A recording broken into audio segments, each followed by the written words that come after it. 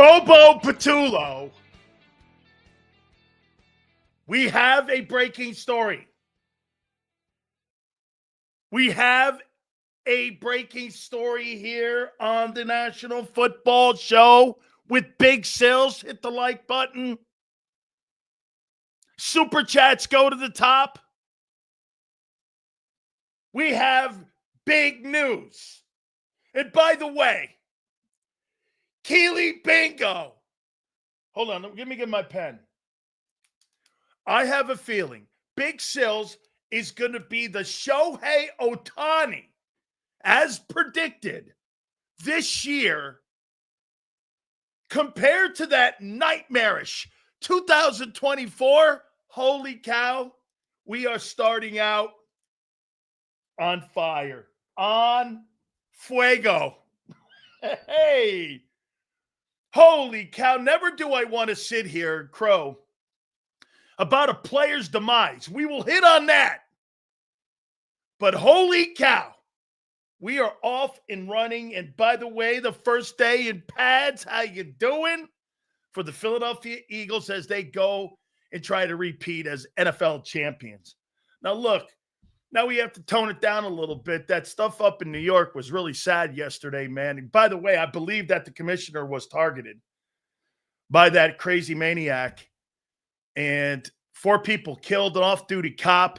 The guy had a note in his pocket. He was talking about CTE. I mean, he was a high school football player. He really had nothing to do with the NFL. You want to hear something psycho about it? I've been in that building in Park Avenue down in Manhattan.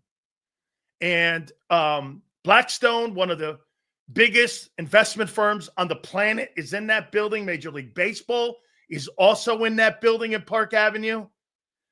Here's the reason why they didn't get off on the NFL floor is because the dude went to the wrong elevator bank. There's 3 elevator banks in that building.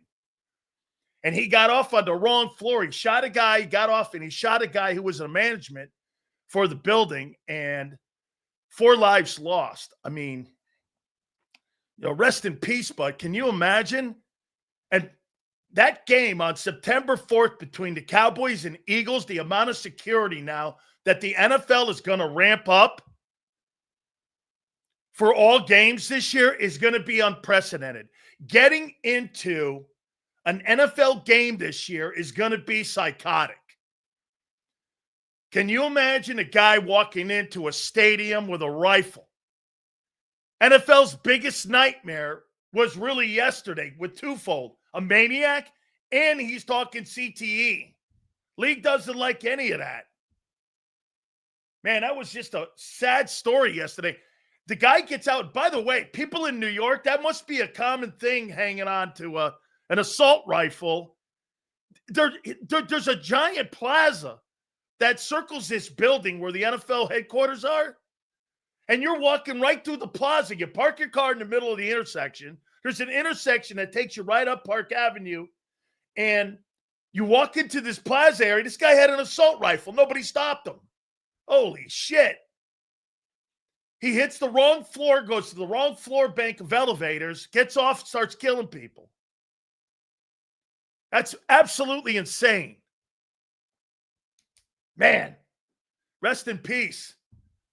And the first thing you do is you get these maniac people like Hakeem Jeffries talking about gun control.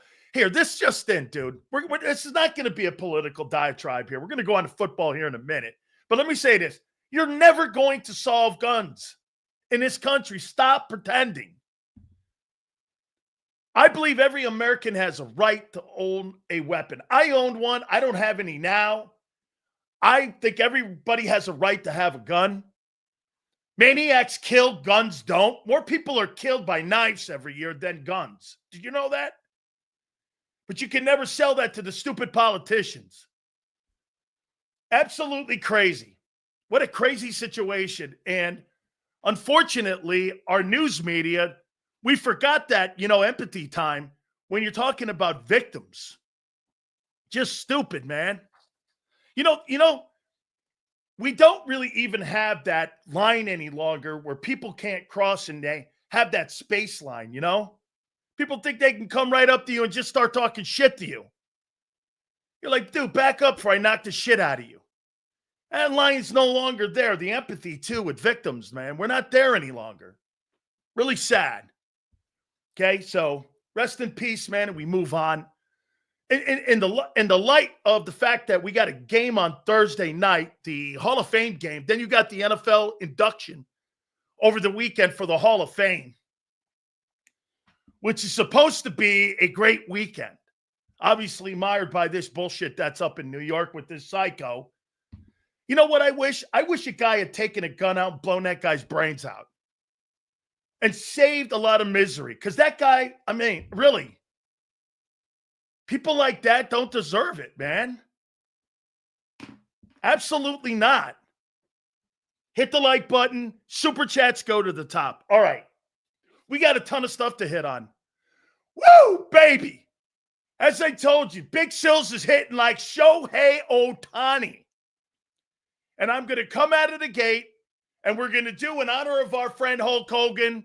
We are going to come off the top rope. Kevin Patullo is struggling in camp. He is struggling in camp. The offense is struggling. Now, how do you dissect that? How do you dissect it? Is it the players? Is it the terminology? Is it the coaching? Is it all of it? What's going on in camp that the offense is not looking very good? Okay? Here's Kyle. Thanks, Kyle, for the super. Going to an NFL game going to be worse than going through an airport security. Absolutely, man. I mean, this is going to be crazy. Who's calling plays this year? Dumb or Dumber? Uh-oh. Kyle off the top rope again. Look at Big Kyle coming in, man, with those supers. Dumbo. Hey, wait a minute, Kyle. Dumbo Patullo. Hey, by the way, this sounds like Italian on Italian crime, which, I'm not very cool with, unless it's Sirianni. But other than that, I'm not very good on, you would figure Big Sills would be all over this Italian coaching staff that they have in Philly. Sirianni, Patullo. Clint Hurt, he's a Paisan too, as far as I'm concerned. Hey, if you're black and you've got a vowel on the end of your name, as far as I'm concerned, you're a Paisan. Okay? We're in. You would think, listen, maybe I have to revamp that. And I have to really start thinking about some stuff there. Sileo, this is one of the greatest Italian coaching staffs of all time. What are we doing here? How come you're going after your Italian brothers? That's true. Again, I got a Fangio. There you go. Way to go, Elizabeth. So we got Fangio, we got Patullo, we got Sirianni. What the hell am I doing here? Holy cow. Got to be killing me. Right? So I've got to rethink it.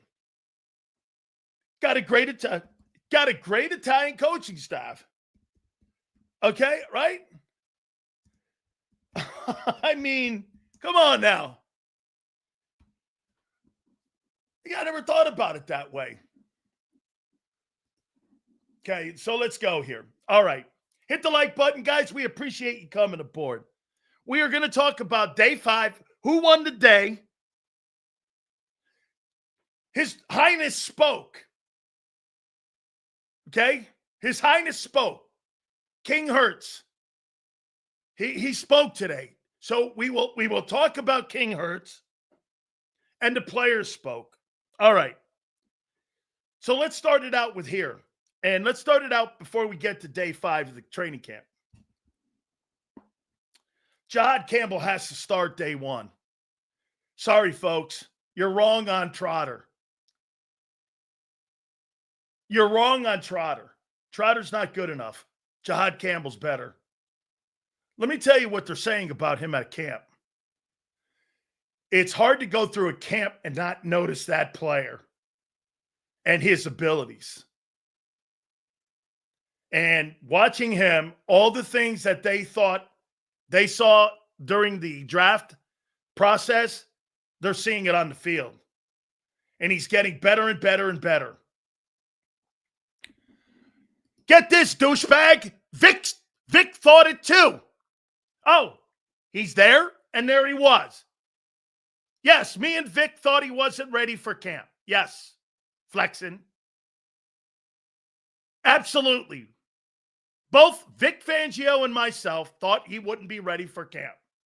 Yes. You got the both of us. Dude, you're fucking lying. He did not think he was ready for camp. Doctors under-promised and over-delivered. Don't you remember the quote? Of course you don't. You know why? You got shit in your ears. You don't want to hear it. All you got to do is go back and listen to the interview, Dumbo. Go back and listen to Vic the first time he spoke, Dumbo. How you doing? All right. So the dude's got to start the opener. Trotter's not the guy like you guys thought he would be. He's not going to start for the Eagles this year. He might be the swing guy. We'll talk about what Vic said today, too, when he addressed the media. But make no mistake about it. All right? Sil's got on his Eagles knee pads. Folks, educate this guy. Sil's on Eagle knee pads? Really? You must be new to the program, douchebag. I mean, seriously. See this guy here? He's a newbie. He's got to be a newbie, don't you think? Sil's got Eagle knee pads. Right. That's why they try canning me every day here. Sure. Yeah. Okay. Okay, real bitch. I got you here. How you doing? Nice take, real bitch. Oh, Rich, my bad.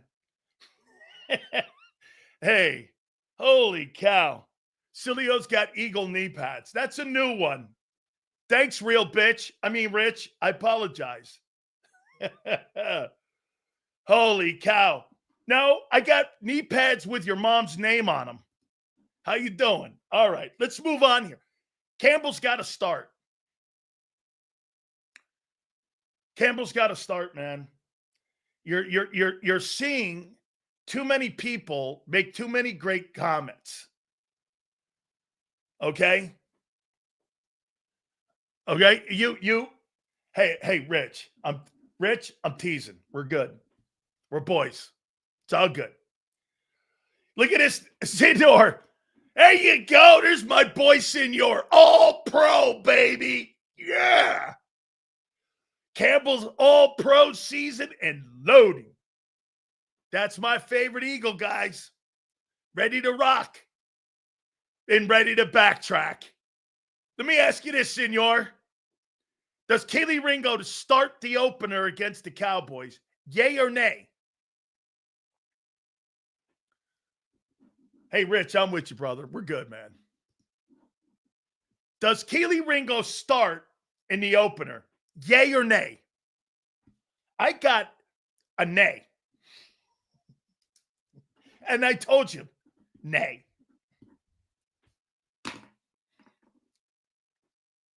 Okay? Yay or nay? Yes. Look at these guys. Yes. Dude, he's the worst dude in camp right now. He's the worst dude in camp. Kelee Ringo's performing the worst in camp right now. Jeff McClain's saying that too. Hey, you doing? Hey, listen. We got to let me write this other topic down here about Howie's offseason. There you go. Howie's offseason, what should I dub it? Retreat. Okie dokie. Howie's off-season retreat. By the way, Farzetta at 4:30, Xander at 3:30. Okay? Let me take this off here. Jahad Campbell has to start versus Dallas. So let's go to day 5 and what went down in day 5 of the Eagles camp. And how did they perform? I wrote down, I got a spreadsheet here, and I get some cliff notes from an NFL guy who goes to these practices when they're open. And let me get it here. Here we go. Defense won the day again today. Hurts looked better than he did on Saturday today. Okay, and Hurts missed a lot of open throws today. Is that a concern? No, because I don't know what they're working on. The red zone offense today was just not up to par. It was not good. The first team offense had about 10 plays inside the 20 and getting a net of 10 yards in the first 5 plays before Hurts had a 10-yard open pass. I believe it was either the Shipley or Dillon. I think it was Shipley. But they did not look good down in the red zone for a second straight day. They had another sequence of series where the first team defense and the first team offense started at around the 30, and they didn't get into the end zone. Hurts twice had throws and had to throw it away twice because he was looking at open receivers and he just did not have good chemistry between the receivers. In the final day, in the final drill of the day, the offense struggled. Hurts completed 1 of 3 passes with his only completion to a short pass that he threw down to Shipley in a check down. And here's something else to note. Now, I don't know if Cam's out there, but there was a lot of internal pressure today that was in Hurts' face. So the defense won the day again today for a second straight day. Now, what does that mean? And let me see this here. See this dickhead? How else do the Eagles evaluate their talent? They don't play exhibition football, slagger. So if practice is a priority for them on execution and evaluation, and they don't play games, how the fuck else are they going to evaluate? By what? Osmosis? They don't play exhibition football. Nobody's evaluating Hurts. We're evaluating the offense. You're not listening. Stop moaning about your boy. Nobody's attacking your girlfriend, Jalen Hurts. It's the offense, son. My guy being ripped again. He's going after. Shut up. Oochie coochie. My boy's being ripped. Nobody's ripping your guy. Nobody's evaluating him. They're evaluating the offense. Stop fucking crying. Jesus, criminy. I mean, you guys are moaning like women. I know women tougher. Give me a break. How else are they going to evaluate players when you don't play in the exhibition season? Okay? So, once again, the offense struggled. Hurts struggled. This could be a variety of things. We don't know what they're working on. We don't know. By the way, I'd rather have this than that BS we had a year ago where he didn't have any interceptions. The offensive passing game sucked. ESP from WIP made it sound like that guy was Patrick Mahomes during camp. He got during the regular season. They took the fucking ball out of his hands in a passing game. Stupid shit. Now they're working on You know what I believe they're doing? I believe they're actually working more on the passing game to try to get it up to speed with the run game. For sure. Seals, how excited were you for the first day of pads when you were in school? Dude, first day of pads for anything.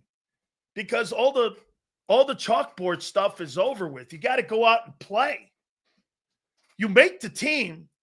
You do make the team with the chalkboard, but you make the team on the field. You take what you're taught and you apply it. You get a chance to go out there and show who's better. And I'll tell you what, I mean, today was the first day of pads, so today was the first day of true evaluating. And once again, the offense did not look very good. The defense, you know what, too? Vic, we're going to talk about him in a minute. So the offense is struggling out of the gate. Now, again, one thing is for sure, let's make sure we back it up and put everything into context here. What are you working on? Look, later on, Xander's going to be doing a show. I believe that there's a Birds 365 right after us. So John's going to have more insight on that. Maybe he heard something on what they're working on. They're working on intermediate passing game. They're working on red zone. By the way, here's something that I heard. And here's something they're doing. They are in 11 personnel an awful lot right now. Okay? They're in 11 personnel. The Eagles are not really giving the defensive guys a chance to get into base right now. Actually, Jason, this conversation's over your head, so just sit back and listen, kid. I mean, you have no idea what I'm talking about, and I wouldn't expect you to. Okay? You wouldn't. I'm sitting here trying to explain something to you. Why would I? Like talking to my foot.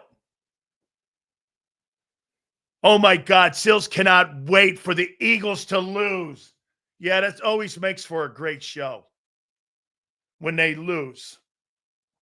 Once again, RC3, you still don't know the show or you still don't know me. Okay?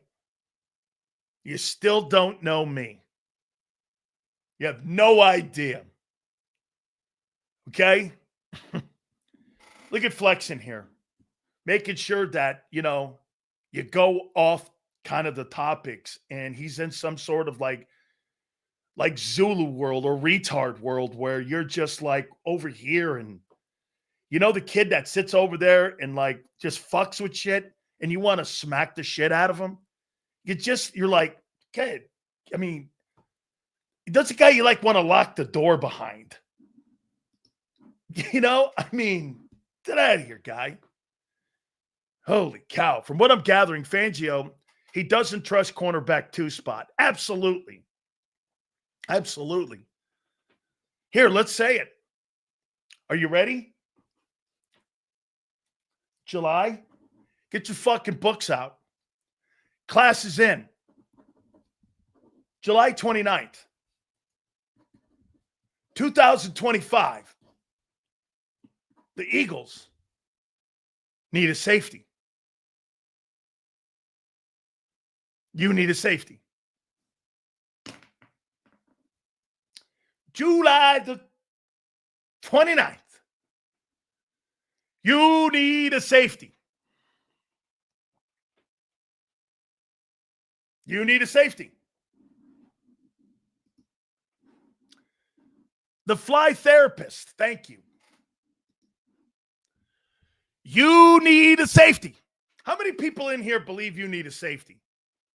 Wakuba, Sidney Brown, Tristan McCullum. How many people believe you need a safety?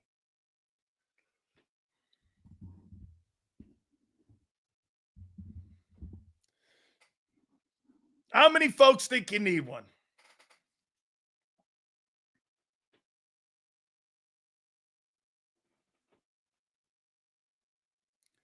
Yes. Only charges when they win the case for Morgan & Morgan. Yes. Sidney Brown is solid. How many people believe you need a safety? Yes or no? We are fine. Yeah. Okay. They haven't been in base a lot. Seals, are you saying that because Coop is going to have to play cornerback because Jackson, Ringo, and other guys can't cut it, or just we need a safety? I'm saying this: you're either going to play him at corner, or you're going to play him at safety and base. Where are you playing him? If not, you need a corner. Keely Ringo's not going to cut it. Dory Jackson had a good day yesterday, and it was okay today from what I'm hearing. I think Justin Simmons would ease things a lot. Oh, by the way, where's the Reed Blankenship contract? We working on that still? All right. Hey, M. Reyes, when's that coming? Just curious. Twiz. Flex, when's that coming? When's the Reed Blankenship contract coming? You told me first in the offseason. Post June 1, you told me. Then you told me to start a training camp. We're in camp. So we're saying, I'm assuming, to start of the season, right? So the goalposts you guys have moved it, 7, 8 times? So when is the contract coming?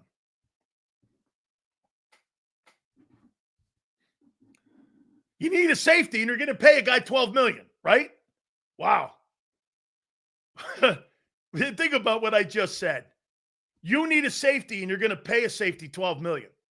Solid. And you drafted 2 guys in the second and third round. I mean, where are we going here? Wait, look at what you're saying. You're going to pay a guy, what's John say, $15 million? You drafted a guy in the second and third round, and you need a safety.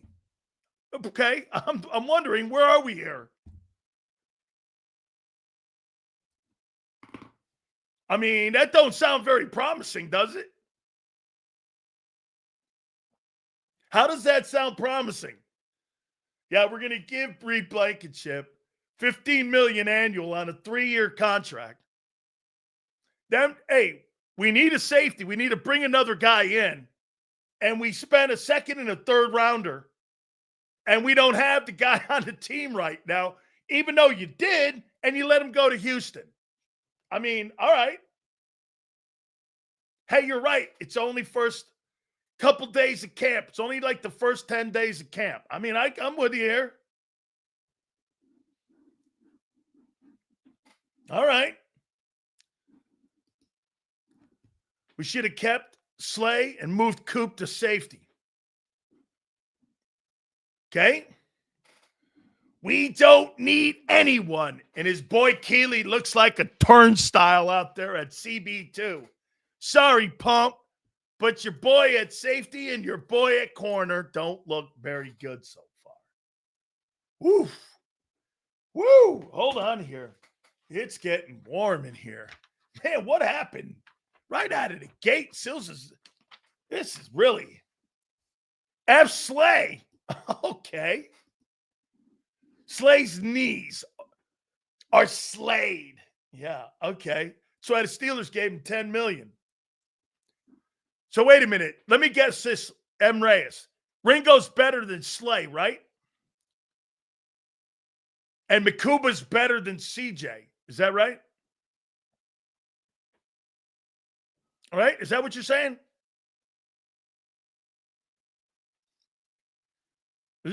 M. Reyes, is that what you're saying? Ringo's better than Slay, and Makuba or Sydney is better than CJ. Is that what you're saying? Seals, big thing is confidence with Makuba. If you throw him out there before he's ready, it can kill his confidence. Seen it a bunch of times. I still think that he's going to get a shot to win this thing as the year goes on. I don't think he's going to be ready for the September 4th opener against Dallas. Okay?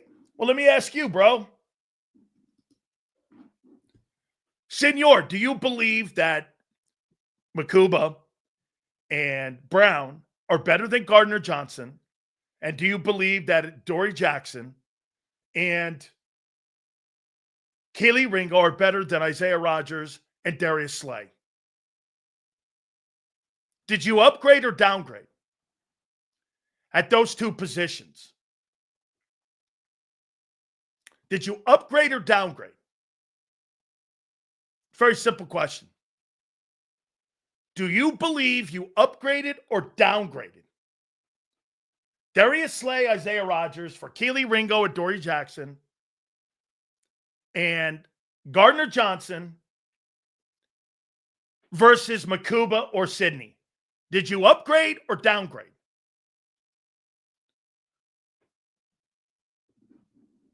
Fell off a cliff.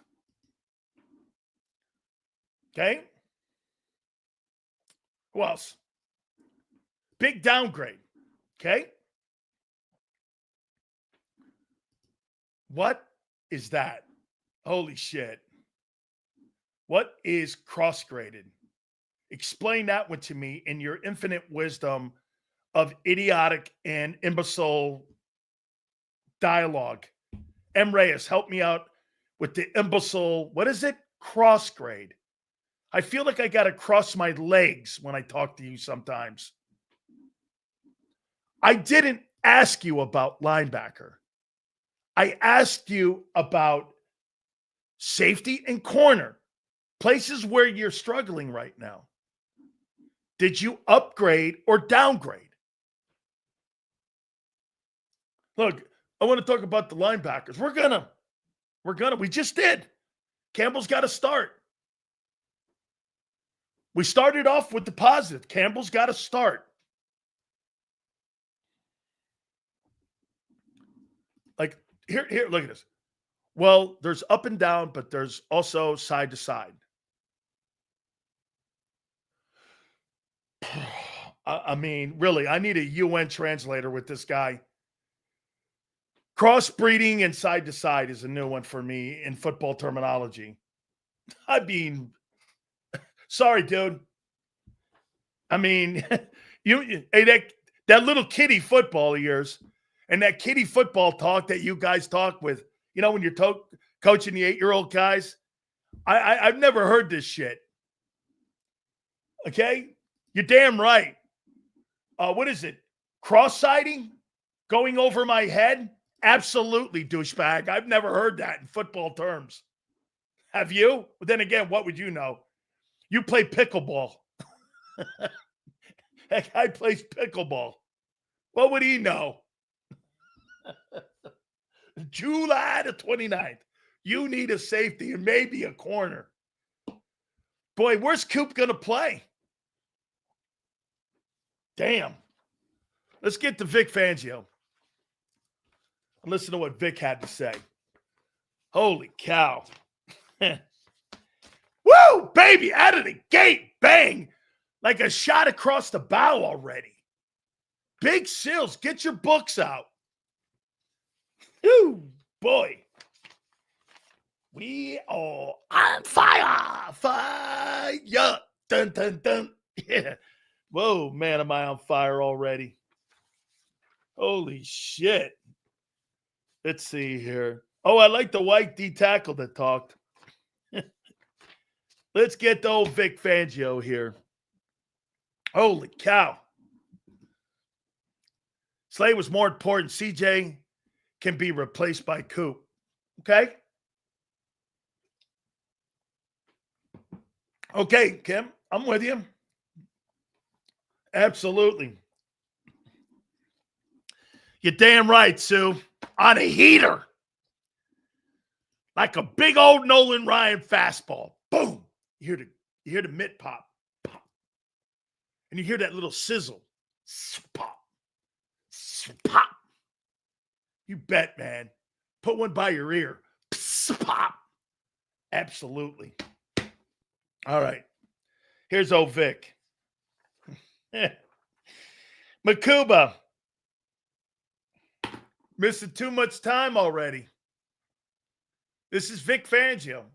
There's nothing like on-field preparation and nothing like on-field reps. Miss a lot of time like that, could be demonstrative towards your success and how you could be developed. Wasn't very good conversation by Vic Fangio on Andrew Makuba. Boy, I'll tell you, he's a little dude too. A little guy. He's like the little guy. Okay? Like that little guy. Let's see here. Sidney Brown. Yeah. Here, man, Vic has a perfect personality for this stuff. Here's Sidney Brown. Yeah, starting to get more reps. He's getting better. He's getting better. You know, he didn't have a chance a year ago. He's getting better. It's a good sign. Okay. So the linebacker room is Campbell and Bond, starting with Munden and Trotter. Dean rotating. That doesn't look like a bad room. Looks like a great room now, actually. Looks like a great room. You're going to have more versatility with Jahad Campbell and with Bond. Starting in the linebackers. I want him starting versus the Dallas Cowboys. End of story. Jahad Campbell. How about this? This is the most important thing you can hear Vic Fangio say. Some of you might not pick it up because he gave you a little note. Jahad Campbell making small strides every day. What do you think small strides are? Small strides.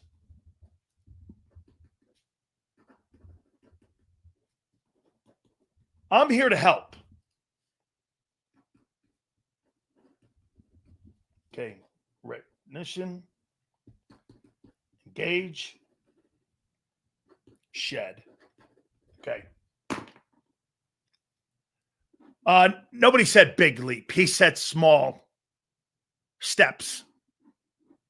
Those are your lying words.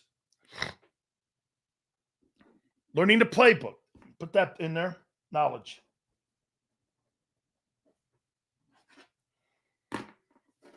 He said that there'll be things that you won't see that the normal fan wouldn't know that he sees.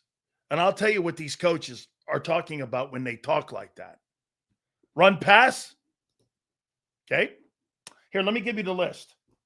Knowledge will be important. Where to line up. First, the most important thing for a player, do you know where to line up? That sounds easier than said. Trust me. You see this here? Nobody questions the trust in Fangio. Do you trust your player to know where he's supposed to be lined up with a lot of new faces? It's not about Fangio. Remember what Dave Wannstedt said on this program? I'm here to help you guys understand Vic Fangio. His scheme will never fail. Players will. That's what Dave said. Players will fail the system. Okay? So knowledge. Also, false steps. He's probably getting better at recognition. Playing inside linebacker. ILB, he said, is a lot. False steps. Engagement. Swiping, which means getting off blocks. Recognition on pass. And also what a quarterback does when he's play action. Visual recognition. Footsteps. Are you making the right footsteps? Those are the small things he's talking about. Right here, reading keys. Exactly right. Here's the most important thing that a football player will always know. And one of the greatest defensive coaches of all time told me this. If you watch the ball, okay, the ball will take you away from the play. If you watch your keys, the keys will take you to the play and take you to the ball. Fundamental knowledge. They're trying to confuse you with the ball. Misdirection, false reads, false steps, splits. They're trying to do everything they can with the football, showing you the worst thing you can do is watch it. Watch your reads, reading your keys. Guard down, look back inside. They're trying to run a wham play or a trap play on you. Big splits, what are they trying to do? Trying to run up the middle on you. Tight splits, they're trying to get wide on you. You cheat a little bit as you get a little more knowledge. That's the stuff he's talking about how he's seeing little incremental improvements with the guys. Okay? You don't have to be an all-pro to know what good coaches are talking to you about, douchebag. All pros on the field. Knowing what a good coach is telling you and what a coach talks to you about is one thing. Players going out and executing it is another thing. And once again, what would you know? You haven't seen an all-pro defensive tackle and a defensive football player that was worth the shit in Dallas in 35 years. You haven't seen a defensive football player that was a decent player in 30 years. What would you possibly know about watching good football? I mean, you haven't seen anybody play good football defensively in Dallas. Listening to Sills break down shit and then hearing the stations in Philly is like kindergarten versus college. It's a great compliment. Thank you. That's some of the things that Vic is trying to tell you that the kid's getting better at. Let me tell you this. Jalen Carter still has to work at that stuff. Okay? The more that Jahad Campbell impresses Vic with the little things like this, the better chance this guy has at being your starter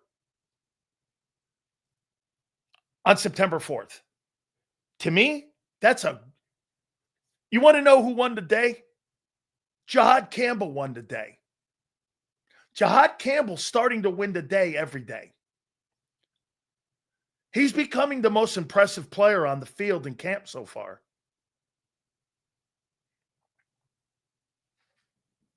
Okay?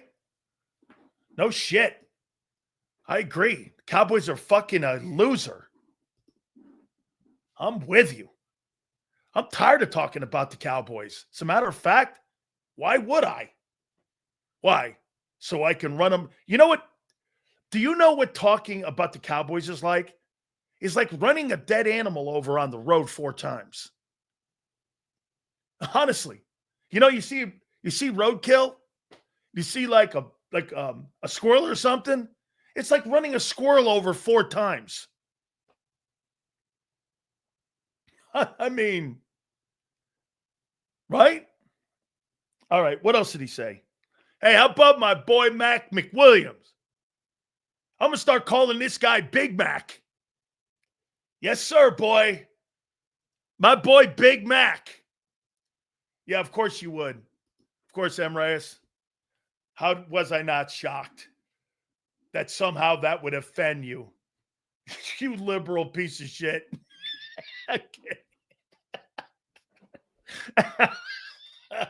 I'm kidding, man. I'm kidding you. I'm sorry, M. Reyes. I love you, man. It's all good, brother.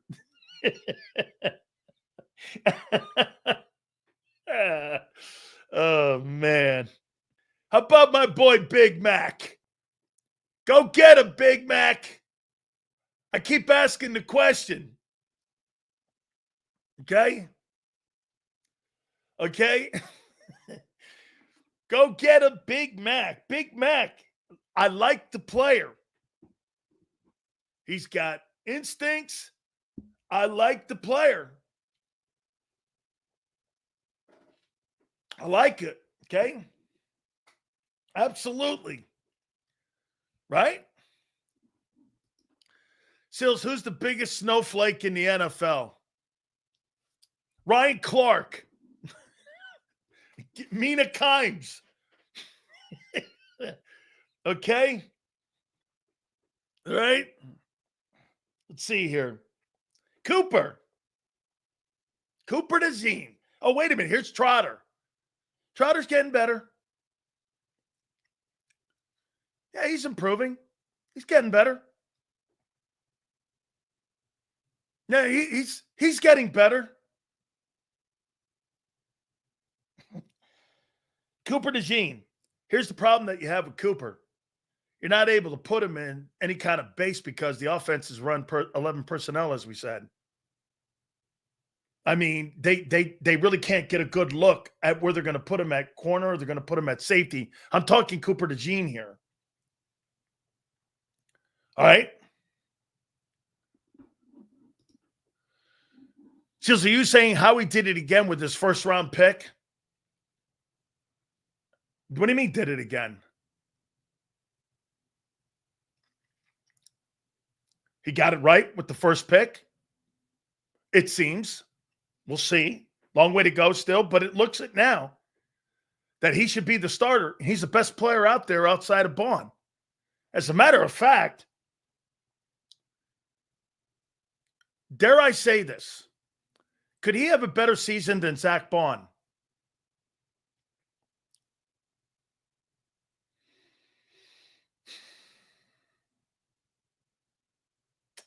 July 29th. No, not yet. Let me put this down before someone steals this, like an IP or the Fanatic. So let me put this down here on July 29th. I'm going to be keeping an eye on whether or not I think Jahad Campbell has a better year than Zach Bond. Does Campbell have a more productive year than Zach Bond? July the 29th. I'm not totally there yet. Okay? I want to see him in some controlled scrimmages, and I want to see him in an exhibition game. All right? I want to see him. I want to see how he plays on a consistent basis, too, a little bit. Okay? Again, Prince. Hold on here. Where's Prince? Prince says it's training camp. Once again, Prince, how else do they evaluate whether a guy starts or not? Jacoby pissing himself over Campbell. Yes. What? See this right here? They don't play their starters in the exhibition games. They do a little bit in the controlled scrimmages. The rest of it is all practice and how they elevate players. How else are you going to elevate and how else are you going to evaluate, Prince, if it's not training camp? Prince contradicts that. They don't play in the games, the starters. They really don't play outside of the controlled scrimmages. How else are you going to evaluate? What are you just going to go, fuck it, let's put him in there without seeing him play? They probably pay attention to Bond that will allow Campbell to make plays. That's another reason why I'm thinking he might have more of an impact this year on the team defensively. Again, too early. I want to see him get out there and do more. Okay? I suspect the way the Eagles are still promoting Dean, that they will keep him somehow. Why? I know it doesn't make sense, but same with Reed. Media matters. Not the Vic Fangio, it doesn't. Seals, what are you seeing with the defense? Do you think the offense attacks us on the outside? Well, they're going to attack you at the safety position, and they're going to attack you at the corner position. But here's the deal. If you keep moving Coop around and you have disguised coverages back there, Vic's going to make it hard for the quarterback to find a hole in the defense. You see, last year you didn't have a hole in the defense. The first four quarterbacks that you're playing against are going to find the holes in the defense. Okay? So the holes in the defense right now are safety and corner. I do not, and I believe the underneath of your zone where your backers drop, that could be improved from a year ago. Why? Well, Jahad Campbell's a bigger dude. He's a more he's a really good athlete for the size he is. Remember, Dean's a shwimp.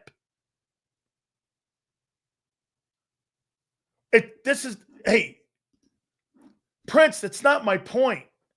Players play great in camp and sometimes get into the game. How else are you going to evaluate when you don't have any other metric to evaluate? He's missing the point. They don't play these players in the exhibition season. The only way that you get a guy and you put him out there to know what he can do is in practice.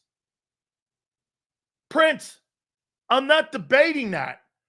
But for you to give a guy a starting job by just doing, hey, put him in there because he was a first rounder, that's not going to go up Vic's lane.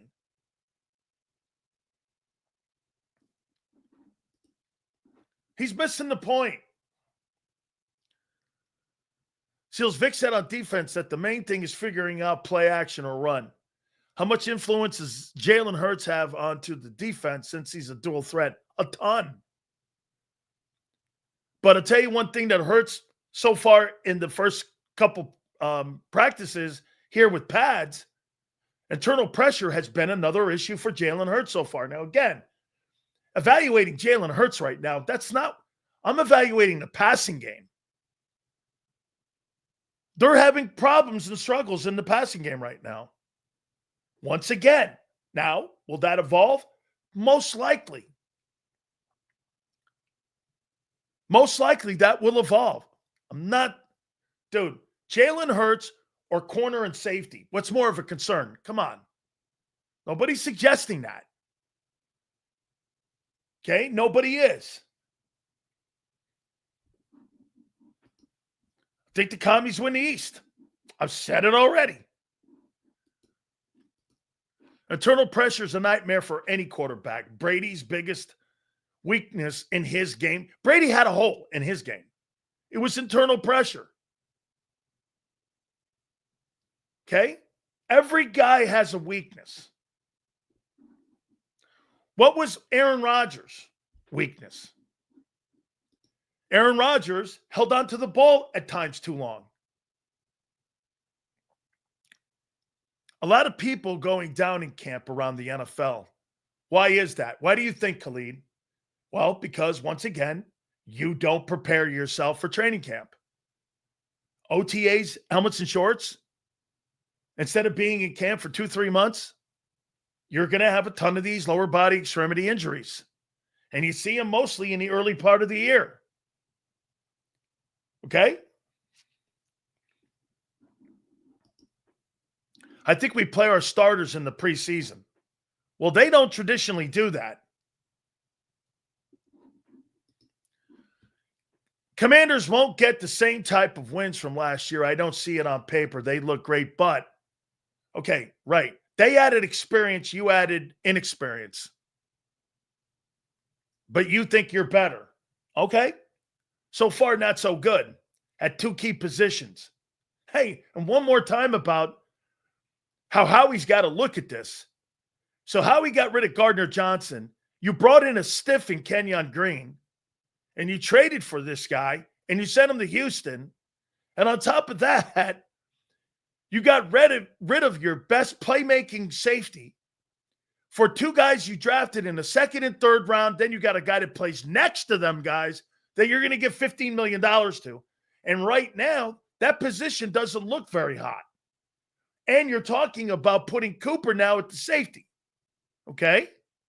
Who plays the slot? Who plays the nickel? Are we doing this in base or not? You're limited in personnel right now back there, is what I'm saying. Where do you put them? Hey, whatever that dorky world is, the passing stats analyst is a moot effort. The Eagles win at all costs. Did you forget that dual threat quarterbacks that just get the W's? Congratulations on being a 10-year member. Other than that, that post blows, dog. We also need a right guard. Let's see what Tyler Steen does. We'll see what that does, okay? Cowboys will be in last place. All right? Cowboys will be. So let's continue here with Vic. Hey, here's what he said about your boys that back up Jalix Hunt, Nolan Smith. Outside of that, it's open competition with the rest of those guys. He called them those guys. Yeah, I'm happy with Nolan Smith and Jalix Hunt.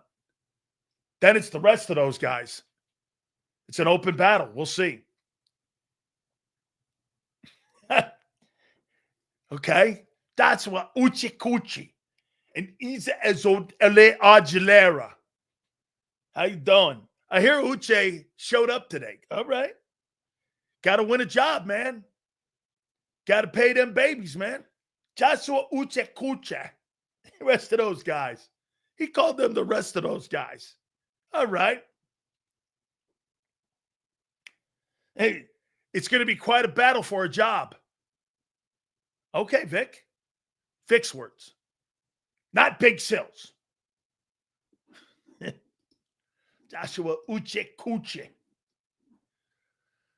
Sills, could the front seven be good enough to hide the deficiencies in the secondary? Great question. You got two excellent players in the secondary, in Cooper DeJean and Q. And you got a solid guy in Reed. You got to really cover the safety and the corner. Those are 2 weak points. I kept bringing them up, but no one wanted to hear it. We got great players, and we're going to step in, and guys are going to be like fucking Superman heroes. And, these guys are going to be great. Yeah, okay. We'll see.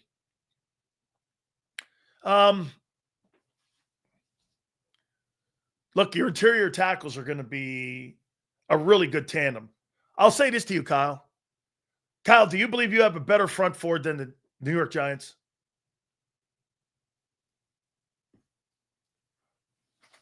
Do you believe you have a better defensive front than the New York Giants? I do not.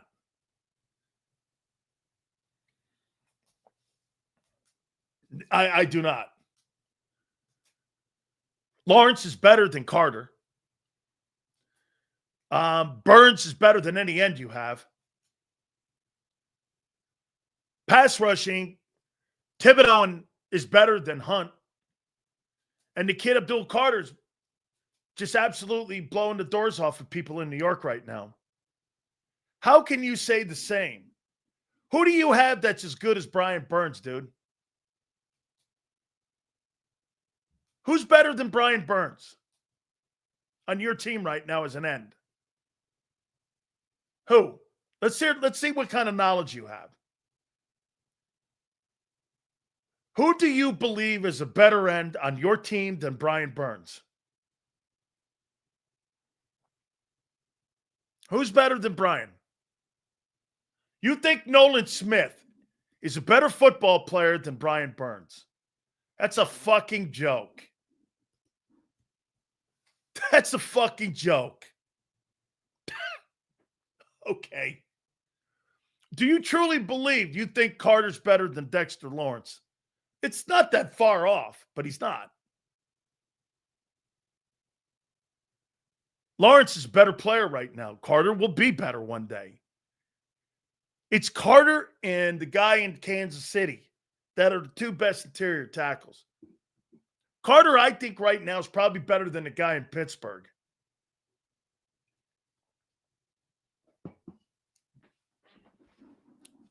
In what metric is he better? Show me where. As a player. That's not true. Jalen Carter is not a better football player than Dexter Lawrence. He's not. Okay? He is not better. He's the elite defensive interior tackle in the National Football League. Is Dexter Lawrence. Okay, guy. Okay. So a guy that takes on and doesn't bitch about double teams had 11 sacks last year at the nose. He's the only guy on that football team that's worth the shit, really. Burns and now Thibodeau and now Dual Carter. Again, I'm not going to debate this. So let's move on. Ty Robinson had an appearance. He was asked about Ty Robinson, Vic. He says, get this. Here's a great comment by Vic. Okay? Here's a great take. By the way, let's do something here. M. Reyes says, fucking should take. Well, let's see here. 2024 first team All-Pro. You guys seem to hold that high regard for Zach Bond. You're going to hold it here for Dexter Lawrence. Let's see, but I don't even remember who the All-Pro defensive interior tackles were. 2000 NFL 2000 All-Pro 2014. Who was it? Here we go. Let's go down here to the list here and see what. I think this is his fourth or fifth time that he's made that team. Let's see on defense. Who was the first team? First team, here we go. Defense. Let's see here. Was Cam Hayward and Chris Jones, actually. That's right, because he got hurt.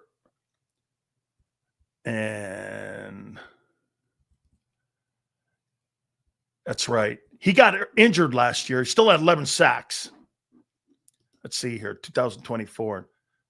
I got to get Dexter Lawrence's numbers here.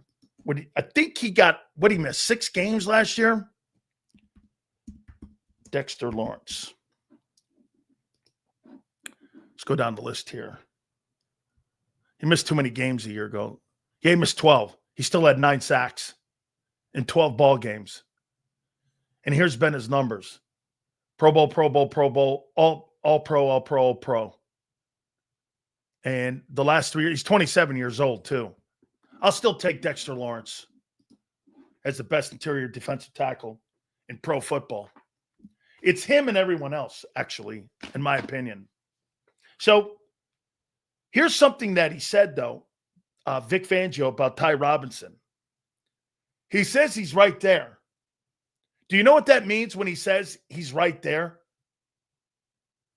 Do you know what that means? That means he's in the conversation.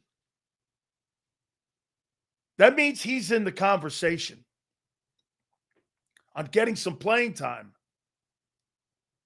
That's a good thing, man. All right. So let's go over to some of the players. Let's go to Jalen Hurts. Hey, all in all, I'll say this about Vic. Vic was asked an important question about this year versus last year. He said this about, do you believe you're further along right now? Do you believe you're further along right now than you were a year ago with this group? And he said yes, which shocked me. Okay? He said yes.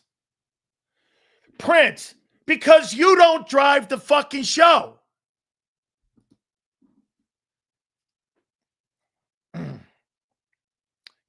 So I like what Vic said.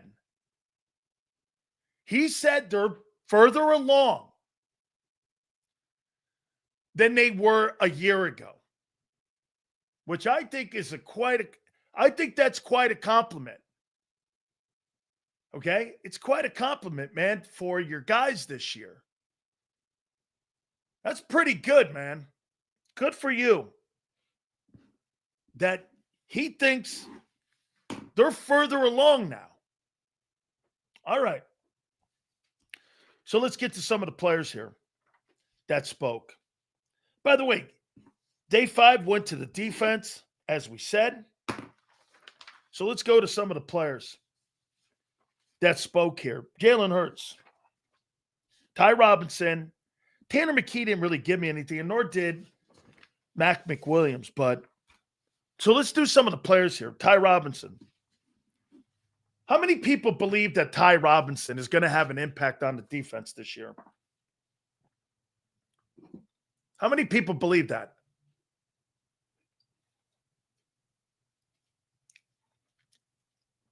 How many people believe that Ty Robinson will be an impact player? He said some pretty interesting things. Thanks for the super, dude. Appreciate it. Thank you. How many people believe he will have an impact on the team this year? Mikey says yes. Here's something here by JD. Developmental player. Here's Jack. Later in the year. Brian, no. What else? Minimal impact.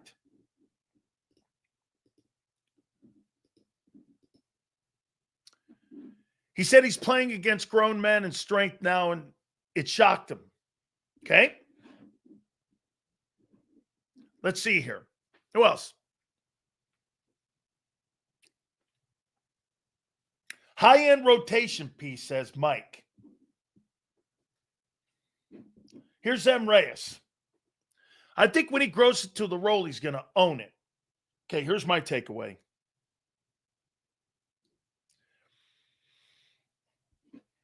It shocked him. It shocked him going against Jordan Mailata and Lane and these guys. It shocked him. Words. I mean, it's eye-opening to play against guys like that. Let me tell you what he's struggling with right now. And having talked to Clint, you can see it with some of the clips that Clint and I go over and talk about. He said Moro Jomo told him, hey, this is a man's game. He goes, I've got to be more violent with getting not so engaged. I'll tell you what this all means. He goes, every day I go out there, I'm learning a lot. All right, I'll tell you where he is. He's such a strong dude that majority of the time he was winning with his overall strength. Okay? And he was winning because he was overly imposing when he played against people. And his problem is now getting disengaged. Dude, when you lock onto an NFL offensive lineman that knows what they're doing, let me tell you one thing about the NFL guys. When they grab you, let me show you a little trick. Okay. I've showed some of you this before. Okay. Here's what an offensive lineman will do. Do you see right here? Okay. The referee will stand behind right here, and you're in front of the offensive tackle. What's that offensive left tackle going to do? He turns around and he looks, and he wants to see where the back judge is. Back judges call what? Holding penalties. Mailata, Lane, any experienced offensive lineman will show you on the side of where that particular ref is. He'll show you the hand. This opposite hand, they'll engage. They'll hit you like this, grab you from inside, pull you. And he said today at the presser, learning how to play with violent hands and getting those hands off me is something that I need to learn how to do. I've got to be more violent, okay, with my hands. He's never had to do this because he's always been the strongest guy he's played against. The guy never had the advantage. Well, these guys are stronger than you or as strong as you with better technique than you and better knowledge than you. You're being beat no matter what. You can't win this. So what do? When you've got experience like this? You show your hands. Offensive lineman punches out, slap down. You cannot let that guy get engaged. What does Jordan Mailata struggle with the most? Second moves. which means experienced defensive ends. He's gotten a ton better at it. But second moves would get him. Why? Just because of the lack of reps and experience he has. More experience Milan is getting, the better he's getting. He's just a gifted player. And he's almost locked that down now where second moves and effort guys like Aiden Hutchinson are not going to be a problem for him. They were a problem 2 years ago for him. So this kid, Ty Robinson, he's behind the sticks a little bit here. They did not teach him really good pass rush moves at Nebraska. He was not fundamentally skilled in how to get off blocks with really good offensive linemen. Let's face it. How many good offensive tackles do you think play in the Big 12 or the Big 10? Not many. They're all down in the Southeastern Conference, where all the highly skilled edge rushers are. I mean, how many guys come out of the Big 10 that are top-flight edge rushers? Let's think about it. Abdul Carter? Whom else? So that's Ohio State. Ohio State had another guy this year. Was there another edge rusher that went in the first round from another Big 10 team? Could you think? There may have been. I want to show you the programs. How many people do you think? Okay, well, once again, Kyle, that's Ohio State. So you're going to take on Ohio State and Penn State, knowing that they teach really good players how to pass rush. What about Indiana? What about Iowa? What about Oregon? What about Michigan State? You're not playing against those guys. That's right. Ohio State, Michigan, and Penn State produce pro edge rushers and pro offensive tackles.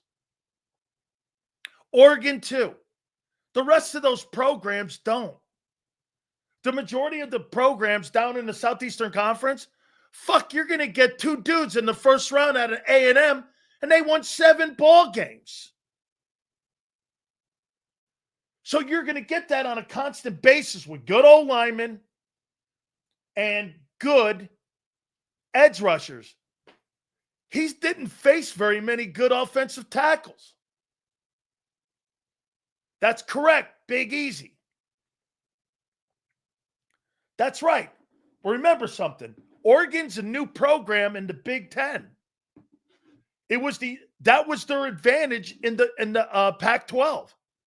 They had great old linemen like Penei Sewell, this kid who just got drafted too, and they had great edge rushers.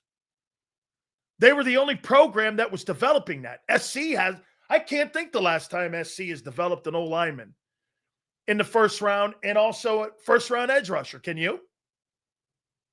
I can't think of one. My point is that this kid, Ty Robinson, didn't have to go against great competition, and he wasn't well coached in Nebraska. Okay? I mean, so when I hear him saying, I got to learn to play with violent hands, I got to learn how to get off blocks, that's fundamental shit.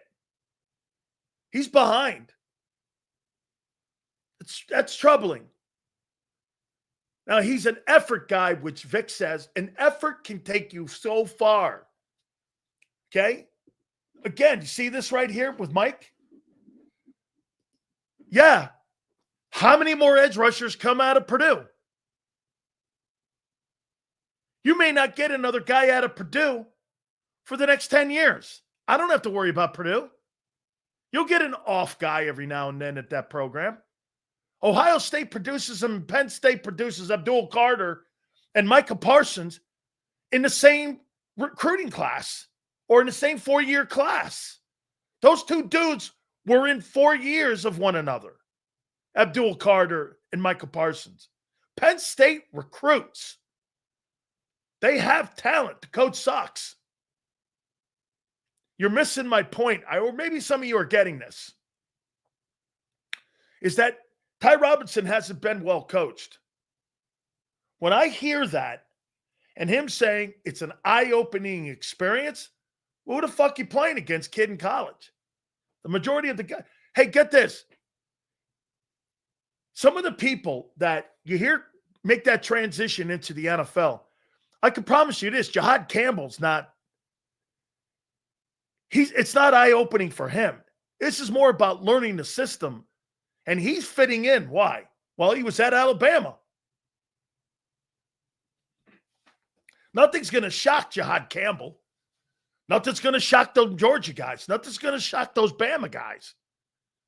Dude, listen to Jahad Campbell talk. Jahad Campbell's talking about learning how to play linebacker from Vic's scheme. This kid's talking about learning how to get off blocks. What do you think is a different conversation? Jahad Campbell's not worried about getting off blocks. He knows how to get off blocks. He's been coached to get off blocks. I mean, you heard it from the horse's mouth. Eye-opening experience. Man, when you play at Georgia, Alabama, or Auburn, A&M, Tennessee, there's nothing eye-opening when you get to the NFL. You know they're fucking good. Many of the players that you played against in college are the guys you see in the pros. You know they're good. It's not eye-opening. Ty Robinson goes, I got to learn to play with more violence in my hands, and I'm learning every time I step on the field. Well, I listened to Jahad Campbell the other day. That's not what I heard out of him. He wasn't talking anything like that. I got to learn what Vic wants. I got to learn technique. I got to learn to line up in the right position. He ain't talking about guys getting engaged on him and him fucking getting off blocks or guards. This guy's talking about the fundamentals of football. This guy's behind. Just listen to the guys that are ready. Out of their own mouths, they'll tell you. Campbell's not seeing anything that's stunning him. Like, nothing is shocking him. He goes, no, everything's great. I just got to learn what he wants. That right there, Jahad Campbell is so fucking ahead of the game. This is why I say that dude starts. I would never say that. If I heard Jahad Campbell talking like Ty Robinson, I'd be like this. I have to have Mauro Jomo tell me it's a man's game. Fuck, I know that already. So Clint Hurts got a guy who isn't well coached in college. By the way, I don't remember Nebraska having a good defense. When? Were they 500 when he was there? I mean, I don't remember the black shirts being the black shirts of old.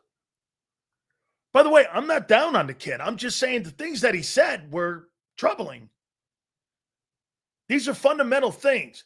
So a guy engages you. An offensive lineman in the NFL, he's going to hold you, man. Bro, if you start bitching about guys holding, because he said, I got to learn, when they get a hold of you. Well, shit, that's going to be every play. These guys are going to grab you every play.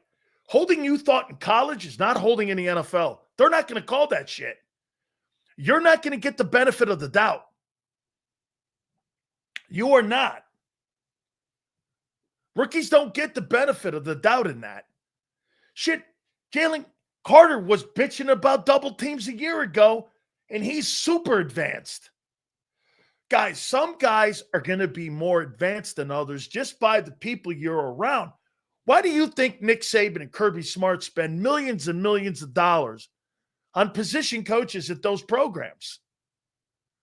Because they prepare them and coach them in all the skills that they're going to need as they continue their journey to go on to how high that journey may be.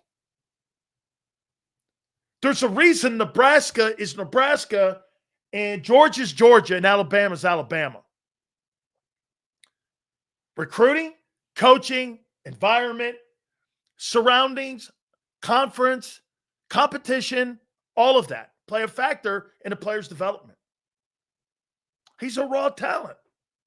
Not down on him. Just some of the things he said are very basic. eye-opening experience getting engaged with an old lineman. Really? Well, who are you playing against in college? Shit, when you play in the SEC, you're playing against first and second round guy. Here, I'll make this point to you. If you start in the first and second, if you start in the SEC, the chances of you get drafted in the first 3 rounds are got to be 70% and higher. Got to be 70% and higher. You're playing against top flight skilled dudes in that conference with speed and great coaching. You know, Vanderbilt has great coaching. All of that. Where you go to school matters.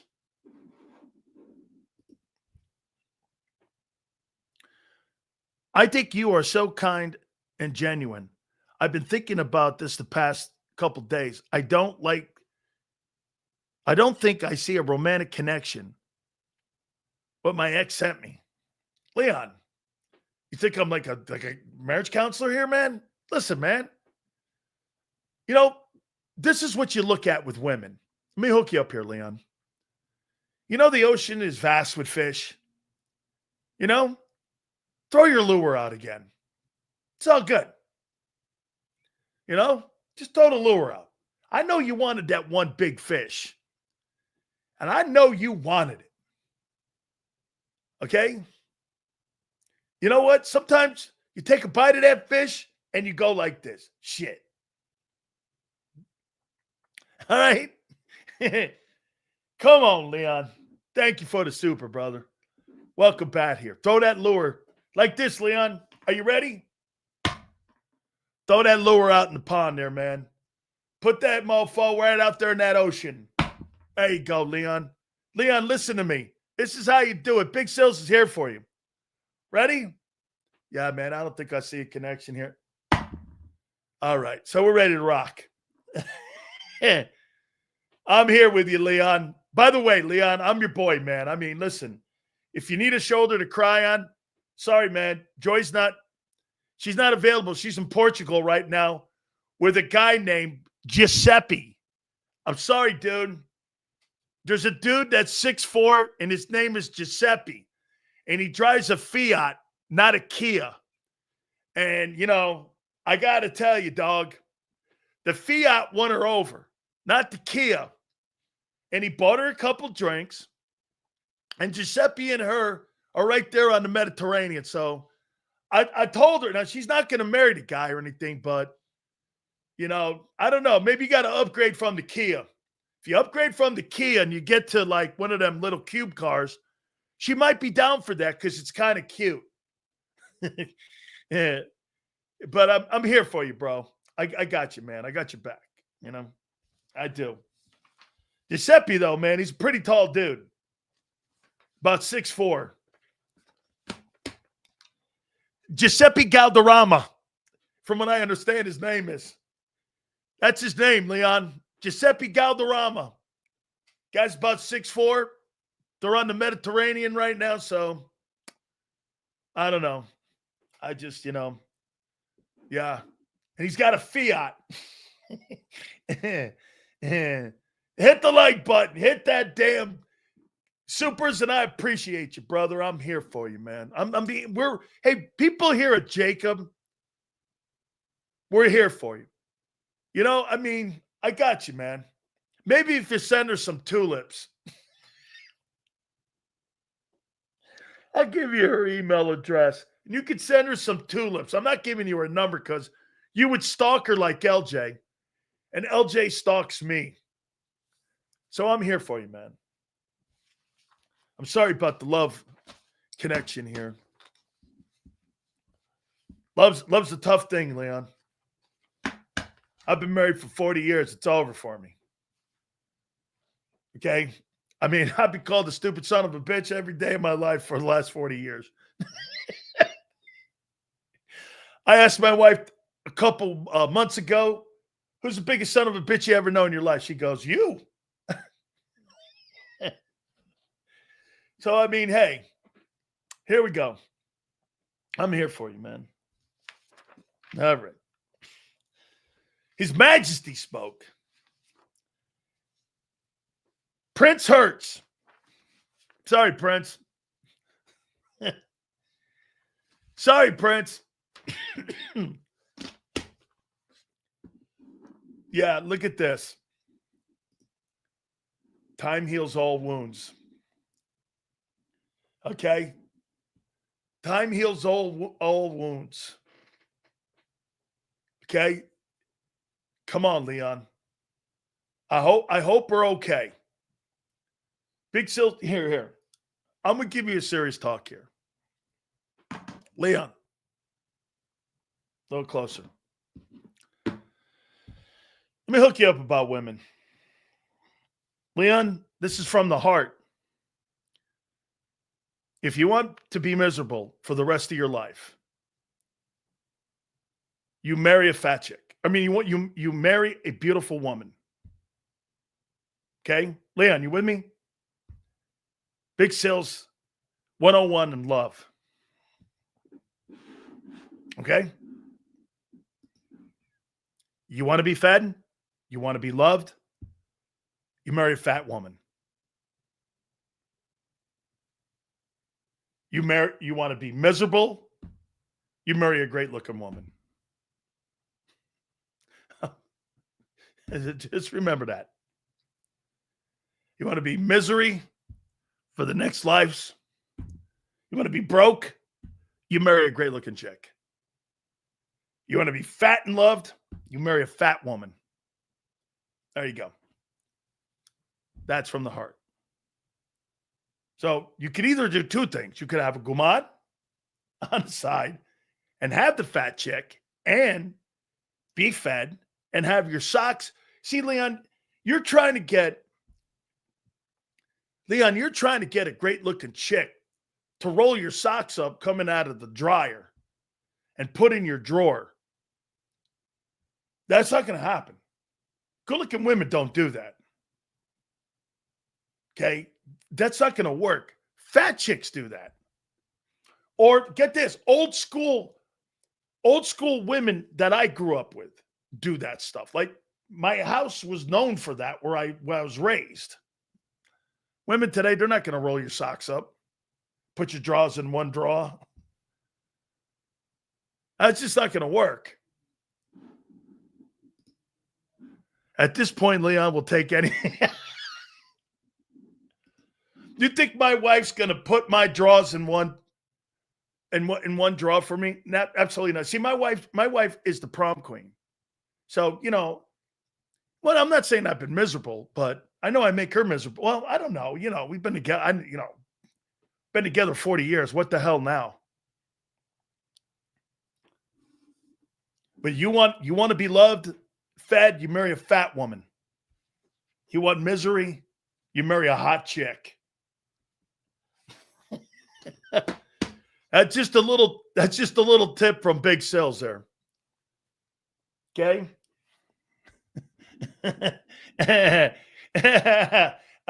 Too much info. Too much info. Here's Leon. I'm just sick of dating game, bro. I'm a good man. Huss. You're a good man. I bet you are. Hey. I bet you're a good man. Well, here at JAKIB, we appreciate good men. We do. Marry a fat chick, Leon. Yeah, see, Xander. See, Xander's got the Corvette. You got the Kia. Xander's gonna pull a chick off the beaches of they're in Cape May. Leon, you got a Kia, man. You're going to Jones Beach, bro. My poor husband never stood a chance. That's right. God, let me just say this. I've never met a chick I hated more, and I never met a chick I loved more. We began together. She thinks the same way, though, till we've been married 40 years. What do you want from me? Oh, God. Just make sure, Leon, you don't do this. Don't ever lose your gonads. All right? Don't ever lose a kuyan. Okay? You never want your cannoli put in a hacky sack. All right. Boy, I'll tell you what. Bobo Patullo. He's on the watch. The offense is struggling. Let me get it right here. Big Sills. Holy cow. I'm like Shohei Ohtani here, baby. I'm out of the gate on Keely Ringo. I'm out of the gate on the safety position. Holy cow. Without further ado, by the way, Farzetta will join us at 4:30. We'll talk some ball with him first week of camp. Without further ado, the hardest working man in Philly when it comes to covering your Philadelphia Eagles, the man who's still on Broad Street right now with a microphone in his hand, and he is on the victory parade still, my boy from Birds 365, Big Z.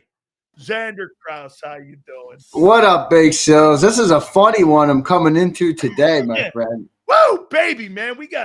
I'm feeling for Leon. You know, at first I was going to goof on him, and then I said, you know, this really all started when he sent the $1.99 to Joy.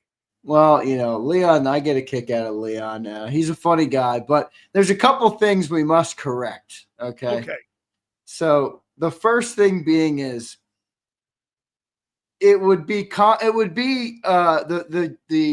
common thinking to you get a nice sports car and you think it attracts some honeys. But really, you just get a bunch of dudes lined up that want to talk to you about the car. The girls don't give a fuck about the car. I promise you. So if you want to get a beautiful woman, your car actually has nothing to do with it. All right, unless you just want to talk to dudes all day in the parking lots. All right, that has nothing to do with it. But if you can be wise and you can be as lucky as me, you get the beautiful woman who folds your socks when they come out of the laundry and prepares you a beautiful meal when you sit down after a day of work. She has to be Italian. I'm lucky enough to have, Big Sil. She has to be Italian. She is 50% Italian. Okay. Not a full Italian paisano. She's got something in there. See, Leon? Last name ends in an O, though. Okay. Yeah. So okay. There you go. Okay, so Xander's telling you guys, when you get the fancy car, it's a dude magnet. It's a dude magnet. I mean, look at the chat. When I first got that thing, I got more DMs about my fucking car than I ever did about the Eagles, dude. I'm telling you, man. I'm telling you, that's not the thing. That's not the thing to get. But, Leon, I do love you, and you are hilarious. Everybody stop picking on my boy Leon, all right? Come on, man. Hey, man. How about that? Okay. Let's do this. Let's start it out here. Offense struggled for another day. Now, is it concerned? Is it not concerned? The defense won the day for the second day. This was the first day of full pads, too, by the way. Yeah. So just a takeaway. Now, look, you'll know more on what they were working on with John right after the program here. So John will tell you a little bit more of what was going on because he has eyeballs on it.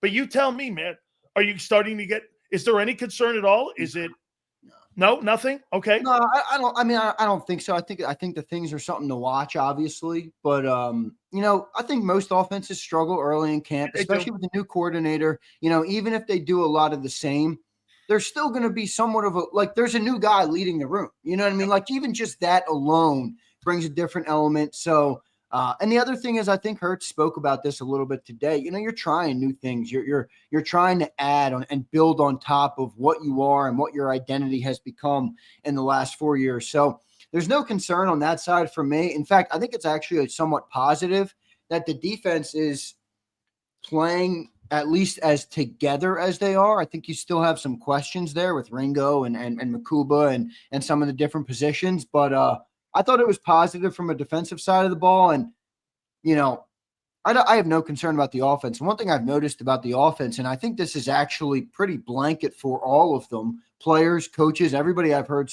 speak, is they all seem to be approaching the season from a sense of confidence, more so than I've felt in the past. And that's with the new coordinator in here this year. Now, hey, maybe a Super Bowl gives you more confidence. I think that probably it does. Yeah, it probably makes some sense. But I do feel like everybody's comfortable.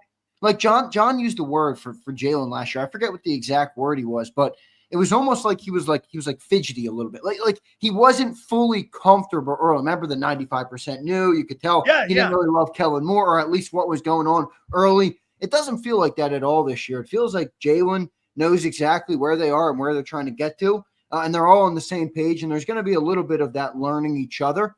But overall, I got no concern about it right now. How about this comment? You need a safety. I cannot say I disagree. And I would maybe even double up. So I this morning I was live, by the way, and I was live during the Vic Fangio interview. So I didn't have a chance to hear it all in real time. And I saw a quote come out about Adoree. Like, he's either going to show us who he is or he's not. And I said, because I didn't hear the full context, I said, boy, it sounds like Vic wants Adoree to be the starter. He's almost not even like thinking about Keely Ringo. And then I went, and everybody in the chat was like, nah, Zig, you got to listen to the full answer.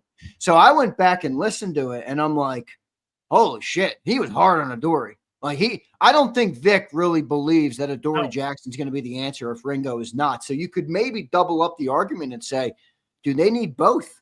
Yep. You know, or is it? Well, Ringo's going to Cooper's going to cover one of those. Right. Maybe Cooper is the guy they move back. Maybe they move him back to safety full time if Makuba can't pan out. I said this morning, and I was going at my boy Sig Lord in the chat. I was going at everybody there today. They were saying I was like Big Sills this morning, going at everybody. But I was saying to my boy Sig Lord in the chat, I'm like, Makuba lasted 3 fucking practices. I'm supposed to expect him to last 20 games this year. The guy's 180 pounds soaking wet.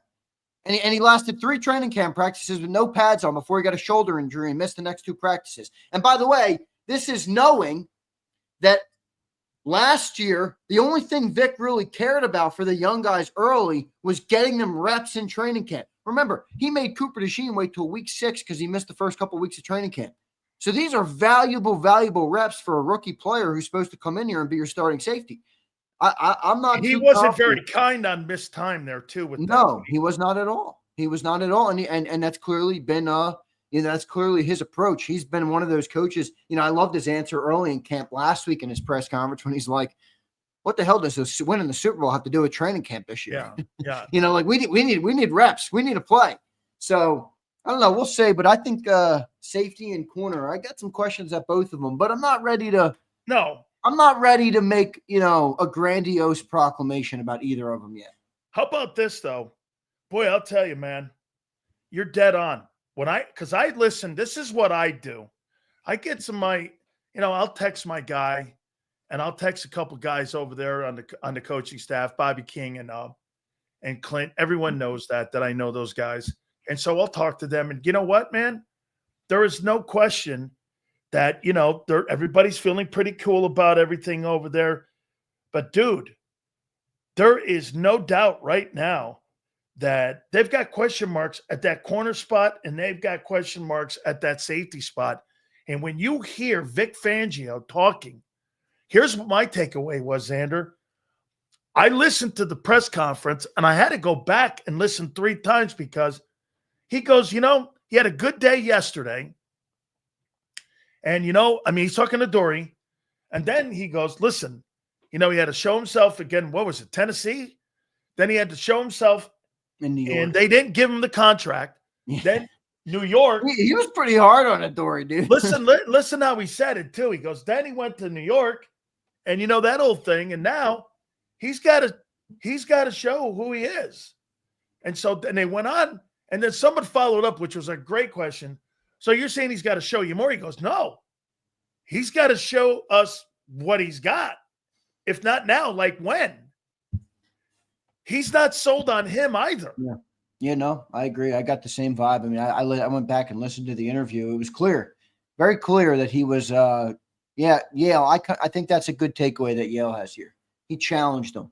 You know, a challenge of like a tough love type of challenge. Like, yo, dude, you've now been blown out of the last two places you were and didn't get your contract picked up. Is that going to be your fate here, or are you going to rise up and be different and do different and, you know, all sorts of different things there? So, so we'll see what ends up happening with it. Christopher, we'll get to that in a little. You'll read all of your super chats here. Hey, Christopher, we'll get to that in a little. Hey, we'll get to all of this here. So, all right, you know, I mean, you think there's a role for my boy Big Mac?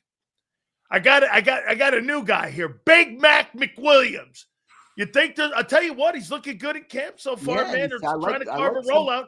Vic says he likes the player too. Yeah, and they're using them all over the place. I like some of his responses today in the press conference. I like that player actually. That's a little bit of a more of a surprise, I would say. You know, a 5th-round player at a UCF, didn't really play elite college ball. Obviously, you know, we all know what UCF is, and I think that's pretty optimistic. You know, Sills, you could actually make an argument that he's a little bit of a key, because what if that guy's a good slot cornerback enough so that Vic would play him? You know, and then now you can probably kick Cooper back to the safety. You know, you have a Dorian Keeley battling for the cornerback spot, and maybe, I don't know, depending on what Vic thinks, is that enough on the outside? I don't know, but that could be a big help to the defense if that guy's ready to play. I don't think anybody coming into camp expected him to be walking away with the potential to be a starter, and I don't think he's there yet, but I think he's taken positive strides to get at least closer to that room. How about this? He said something that is really, let me tell you one thing that the Eagles are showing you that they're really doing that is spectacular. What I loved about what McWilliams said today in his press conference, he goes, yeah, we played zone in college at UCF. I mean, so they're getting guys to go in there and understand the fundamentals of the defense. So yeah, actually, that was a McMullen question. He tried to get him a little bit and say, like, how hard is it to learn this Fangio defense, and like how new is it and all these things? And he was like, I've seen a lot of this. You know, I ran a lot of zone in college. So yeah, no, that was good. He's been impressive so far. Yes. We will see what he can do when the games start to be played. Okay, so let me get to some of the things that Vic said too. You mentioned it, boy. He was not very kind to Makuba in his injury and missing time. You know, he said this about Sydney too. Now here I'm going to go back and do something that I did in the open of the show. So Xander, do you think this is kind of a problem for Howie right now? You got a guy that John's telling me is potentially going to get $15 million a year that's in that safety spot. You got a guy, two guys that you spent a 2nd and a 3rd rounder, and right now you really don't have a second safety unless you move Cooper back to safety in there and put him in base.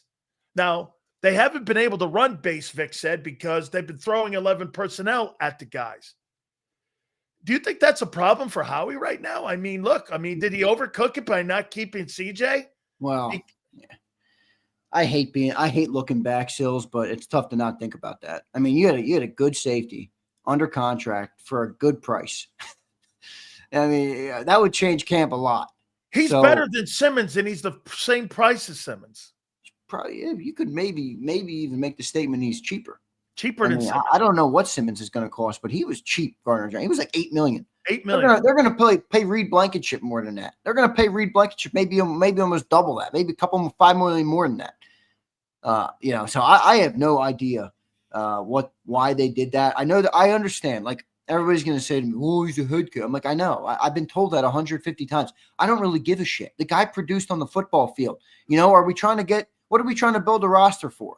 You know, a wedding party or a football? You're not team? going to win championships with choir boys. Yeah, so that's why I'm like, you know, I'd like to see what contingencies they have in place, but it doesn't look as good as it would have looked with C.J. Gardner-Johnson. I know he came with some baggage, but the guy could play. I actually think Gardner-Johnson was maybe even a little bit more Vic than we like to think. Like, I don't know if Vic loved that player, even though he was better than what he has right now.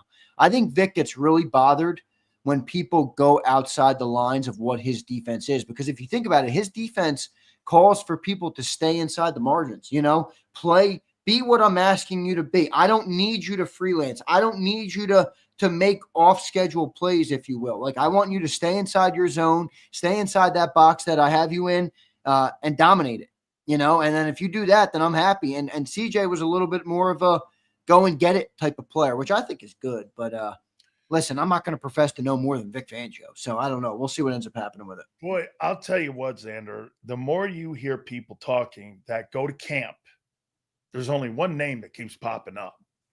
It's JAKIB Campbell. His name keeps being brought up each and every single day. And again, today, it was brought up. He goes, the people are like at practice going, it is not, he goes, you can't walk away from a practice and not notice the guy for a rookie. And he said he's making small strides to getting better every day, which means recognition. And so the more he gets better, that guy's got to start day one. I'm going to do it again here to you like I did yesterday. He's got to start against Dallas next to Bond, right? I happen to be in your camp with this. I feel like if he continues on the trajectory he's on right now, where he doesn't miss any camp and he's playing every day and he's getting slowly more acclimated and better and more healthy, I don't see any way he's not on the field. I mean, you're going to play a 5th-round pick in Jeremiah Trotter Jr. over that guy? No way. We spent a 1st-round pick on this dude. No way. You know what I mean? Like, I don't. And he's really a 15th pick, if you think about it. Only the injuries. And get this. Ask yourself this question. Who do you think Zach Bond will benefit from having next to him? Jeremiah Trotter or JAKIB Campbell? Yeah, JAKIB Campbell. Assuming JAKIB can play the position that Vic wants him to play it, though. Because remember what I just said. I mean, if you got great skill set and you can be a splash player and do a lot of different things, that's all good. But if you can't operate within Vic's scheme and his system that he wants you to operate within, he'll take a lesser player that fits his mold. And I think he showed you that he'll do that. So we'll see. We'll see. Do you think there's a chance he could have a better season than Bond if he's projecting? Because remember, last year you had Cooper. Last year you had Q. Those guys had spectacular years in that system. I mean, don't you think there's going to be a lot of attention on Bond, that benefits the younger player, not having that attention on him, where he can actually have a ton of production? And look who he's playing behind. Yeah, but to some extent, it's like, even if you know the linebacker is coming, like what are you going to do to take him out of the game? I mean, everybody knows Fred Warner's coming every week. Yeah, but Fred Warner's only as good as the players in front of him. Well, do the Eagles have good enough players? You've got Jalen Carter, and you've got a big horse over there in Davis too. Those two dudes, man. I mean, those linebackers, think about what you could have out there. You could have, if it works out this way, because here, how about this? Vic said this too. I'm good with Nolan Smith and Jalen Hunt, but the guys behind him, here's the words. There's going to be a battle for jobs. Those were Vic Fangio's words. Yeah. I mean, he thinks there's guys there battling for jobs. I like that. He's like an old school coach in that sense, Sills, where he wants everybody to go into it where nothing is given, everything is earned. You got to prove it every single day, and everybody else is coming for your job if they're not already the starter. I like that approach because that's kind of that old school coaching mentality. You know what I mean? A lot of the new age stuff is like, you treat the stars like they're, paper mache. You can't talk about them. You can't question it. You know what I mean? Like they get to do whatever they want. I like the opposite of that. I like the old school, harder style coaching, and Vic certainly has that. What'd you make of Ty Robinson? Decent comments, but a mixed reviews in camp. I think it's going to take him a little longer than I thought. What'd you make? I'm not sure you heard me talking about him, but when I heard him talking, eye-opening experience. Mauro Joma telling me it's a man's game. I've got to learn how to be more violent with my hands. I've got to learn how to be, again, when Jordan Mailata and Lane grab onto you, I've got to learn how to disengage. Well, it sounds to me like he hasn't been very well coached. Mm-hmm. Because to me, I love the fact that Vic said he's an effort guy, but hear me out on this. Those things right there, I don't hear JAKIB Campbell talking like that. Well, there is 100%, and I think what you're alluding to is a difference in preparation at the college level. You know what I mean? And look, Jalen Hurts talked about that today, by the way. They asked him about what he appreciates most about Howie. And he said, I appreciate the conversations we've had and kind of pushing him to the SEC. Yeah. And I thought that was interesting to hear Jalen Hurts talk about that. But I don't think he's just saying that from a biased perspective of he played in the SEC, which, by the way, Oklahoma, when he went there, was not in the SEC. When he transferred there, was in the Big 12. But he noticed the talent he difference. knows, and the coaching. I think even That's more right. importantly, the coaching. That's right. You know, you go there to be prepared to go and play professional football. That's right. You know, even if you're better than the guy opposite you. And I don't know if it's Ty Robinson's fault, but Ty might have been in a situation where I was bigger, faster, and stronger than the majority of players I lined up against, and I never was forced to have to learn how to get off blocks. I never had to do it, and nobody ever coached me on how to do it, you know? Right. So I don't know if it's all Ty's fault, but I do agree with you that you can clearly see the difference in players that come from extremely high caliber schools as compared to, you know, where Ty came from, Nebraska, where, you know, for the first time ever, he's like, what the fuck? I can't get off Landon or Jordan Mailata. It's like, yo, dude, welcome to the NFL. You know, these are no longer college guys. 90% of them won't make it to professional. Let me give you the best example I can give you to this where Ty Robinson is. So how much coaching and how kind of coaching do you think Josh Allen got when he was at Wyoming versus the coaching that he got when he went to the Bills? You think he learned? Do you think that learning curve was night and day when he went from Wyoming coaching, who had one winning season there? That's not really a big program, not really a high-paid assistant. Xander, you're Alabama Crimson Tide. Your D-line coach makes $2.5 million a year there. Okay? I mean, when you you do have to point that out while we bash some of these other schools. It does kind of come down to budget, and you understand that in college football. Yeah. Well, that's why you go to Bama. You want to be coached by the best guys on the planet. Exactly. No doubt. So, like Josh Allen even said it. Josh goes, when I got to the NFL, man, so think of the learning curve. Dude, don't you remember Josh's first year? He had like a 50% completion percentage. You know, his big knock coming in was, you know, he's got all the talent in the world, but he's inaccurate. Yeah, he can't throw. He can't throw the ball with accuracy. So that narrative has certainly shifted. By the way, I'm going to sound a little like Big Sills here. I'm a big Josh Allen fan, man. I like that fucking football player. I really do. I like the way he handles himself. I mean, I saw a video of him today. You know, he's running by and he gets done on all these on these autographs, and he runs away and this girl starts crying because he almost got to her and he left, and he looks back, he sees her, runs back, signs her, and then he does like 50 more autographs. And I'm like, it's cool. I like people like that, man. I like that. The game is bigger than just the game itself, you know? And I love his talent as well. A community like that is like Philly, where guess what? The players have to know you guys aren't just normal fans. You're not. Dude, being a fan in Los Angeles or New York is completely different than being a fan in Philly. These people like Buffalo's got good fans too, actually. Yeah. I mean, Buffalo's got phenomenal fans. Yeah, they got great fans. Boston's got great fans with the Patriots. These guys are crazy. They like you, Xander. You know how many people in Boston I know, or people in Buffalo that I know, that they get emotionally like upset and shake before games because that's their life.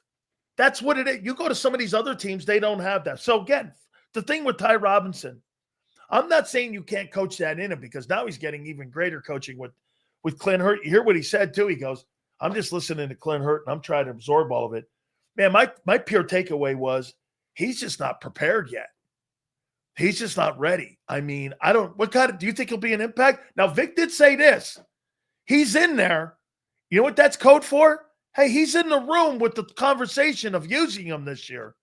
So that was a good thing. Plus, the word effort was involved in it. He said he's an effort guy. So you think he makes do you believe that he makes an impact this year in the defensive rotation?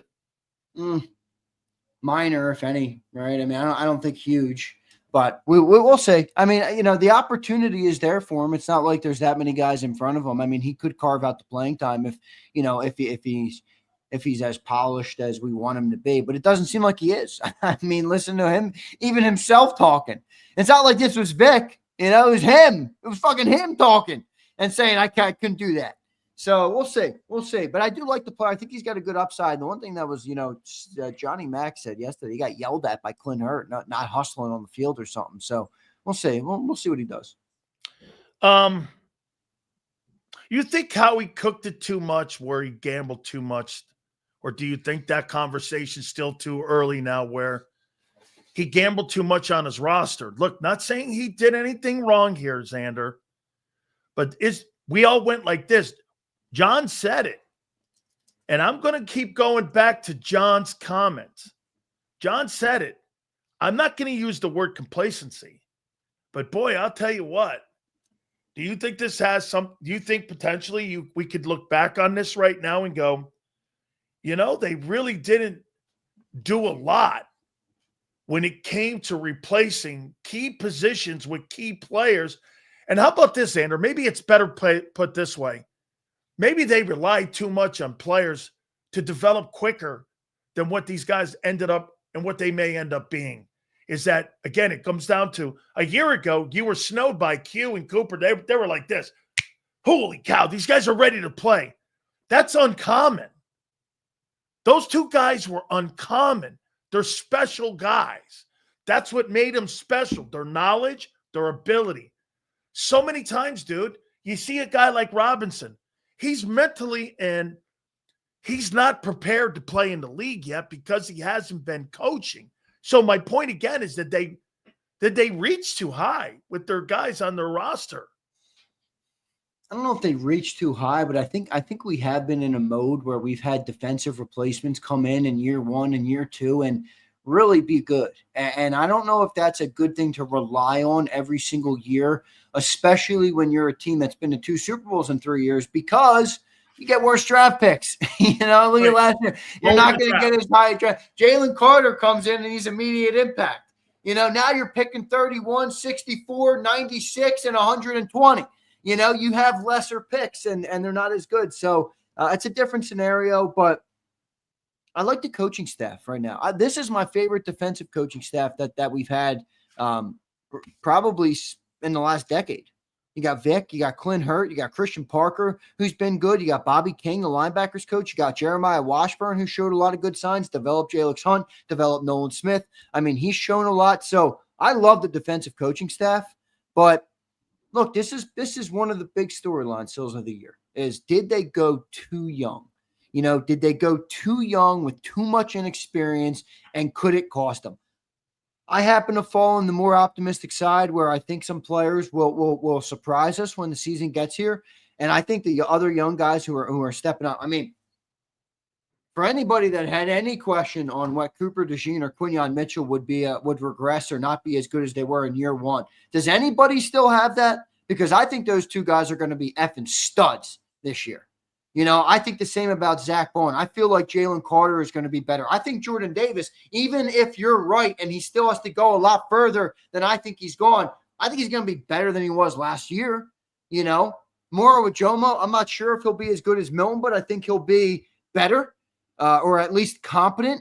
So I feel pretty good, but we'll see. We'll see what they end up doing, man, because I do wonder if Howie will look, and I don't get the feeling that Howie will rest on his laurels. Like if he looks and he's like, this isn't going to work, I think he'll go and make a move like he's done every year for the past 4 years.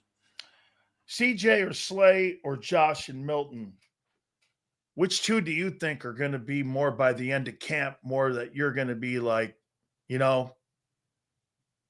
they should have done something to try to keep these guys? For me, Xander, right, Josh and Milton, I'm okay with moving on from them. The CJ and Slay stuff. Well, see, it's starting to look more like that, though. Like a month ago, I think you were saying, me too. Yes. Josh and Milton. Yes. Now I think collectively, most of us feel a little bit better about the defensive line. And you look at that.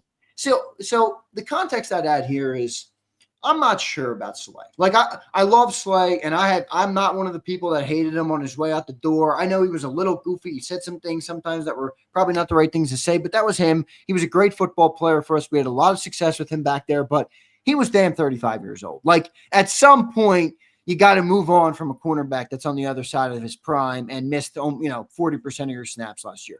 So I had a much lesser issue with that than with Gardner Johnson, who 28 years old, making good, a team-friendly money, and was a playmaking competent safety for you. You opened up another hole, and you presumably have decided to replace it with the second-round rookie who back to your point, are we relying too much on youngsters? So that would be the one I have a bigger issue with. Milton, I don't have an issue with. We were never paying him $28 million. I don't give a shit what you think of the player. We got too many young guys on defense. He was never getting $28 million. Josh Sweat could probably make a case for keeping him around, but at $18 million, I didn't think that was crazy money for that player. But I'm cool with what they decided to do there. Give Jalix the bigger role, kind of bring in more guys. And go about it that way. I don't have an issue with that. I think Gardner Johnson is the one that is the hardest to understand. Just didn't, is it really because the dude, is a little bit of a fuck? Yeah, as a dick, as a hothead. Yeah. Like really, is that where we're at? I want a guy that can play football. Like I really don't care, but I don't know the inner workings, so I can't say. Maybe Jalen Hurts was like, this guy's a little bit of a cancer. He's not the mentality we want in this locker. I don't know. I don't know the back end. But I do know he was a good player, and now you got a hole at safety that were young and good and cheap. And now you got a hole that you're trying to replace with cheap and young, and you don't know if they're good yet. That's a big variable. I think coaches like people challenging players. I don't think coaches like players challenging coaches. And I think that's what it became, was that he challenged Christian Parker too much. And I think that's what rolled him out the door here. Well, what do you think of that? Because I don't know. Oh, I completely agree. You got to coach assholes. You got to coach them. That's what. But don't you think it comes with the nature of the territory of coaching professional football that you're gonna get? You're not coaching kids. Michael Irvin is the biggest asshole you'll ever have on another team, but on your team, he's an asshole. But he's an asshole you want. Yeah, because he's a competitive guy. I don't know. I mean, if your last point is true, that coaches don't like to be told by the players, then I would push back on some of those coaches and say, you're coaching professional grown men. You're not coaching college players. If you think that would be like us having a discussion, Sills, and not being able to see that there's different perspectives, even if one of us felt like we were right. It's like, no, you're two grown men and you have different thoughts and different ways of going about it or thinking about things. Everybody's going to want to be heard. I mean, this is a professional environment. While I know the coaches are technically the authority, it's a little bit different setup of a college, of a college environment where you're students. Xander, people don't mind having conversations. And folks, me and Xander have had heated conversations going back and forth, but there's always one thing in there. It's coming from a place of love. And at the end of the day, you trust one another. Okay. When you trust one another, Xander, you can have those heart-to-heart conversations and hard conversations at times with people. When you don't have respect, and I think that's where it fell with Gardner Johnson, that they felt that Gardner Johnson didn't respect the coaching and the coach's words and what they were trying to inflict as a unit. Yeah, I thought it was all about it. He thought it was all about him.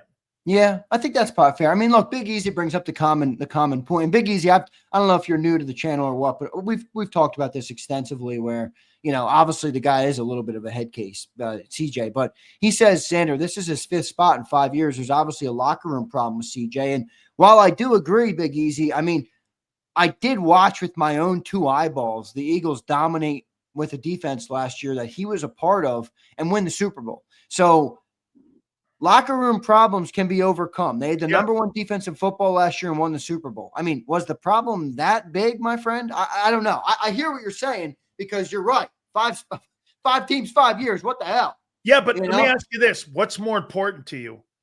Trouble in the locker room or a guy that helped you get to 2 Super Bowls in his 2 years he was here with 12 turnovers and he helped win 2 NFC titles in a Super Bowl? Are you going to be okay with a little bit of an asshole in your locker room versus a guy who was productive on your field?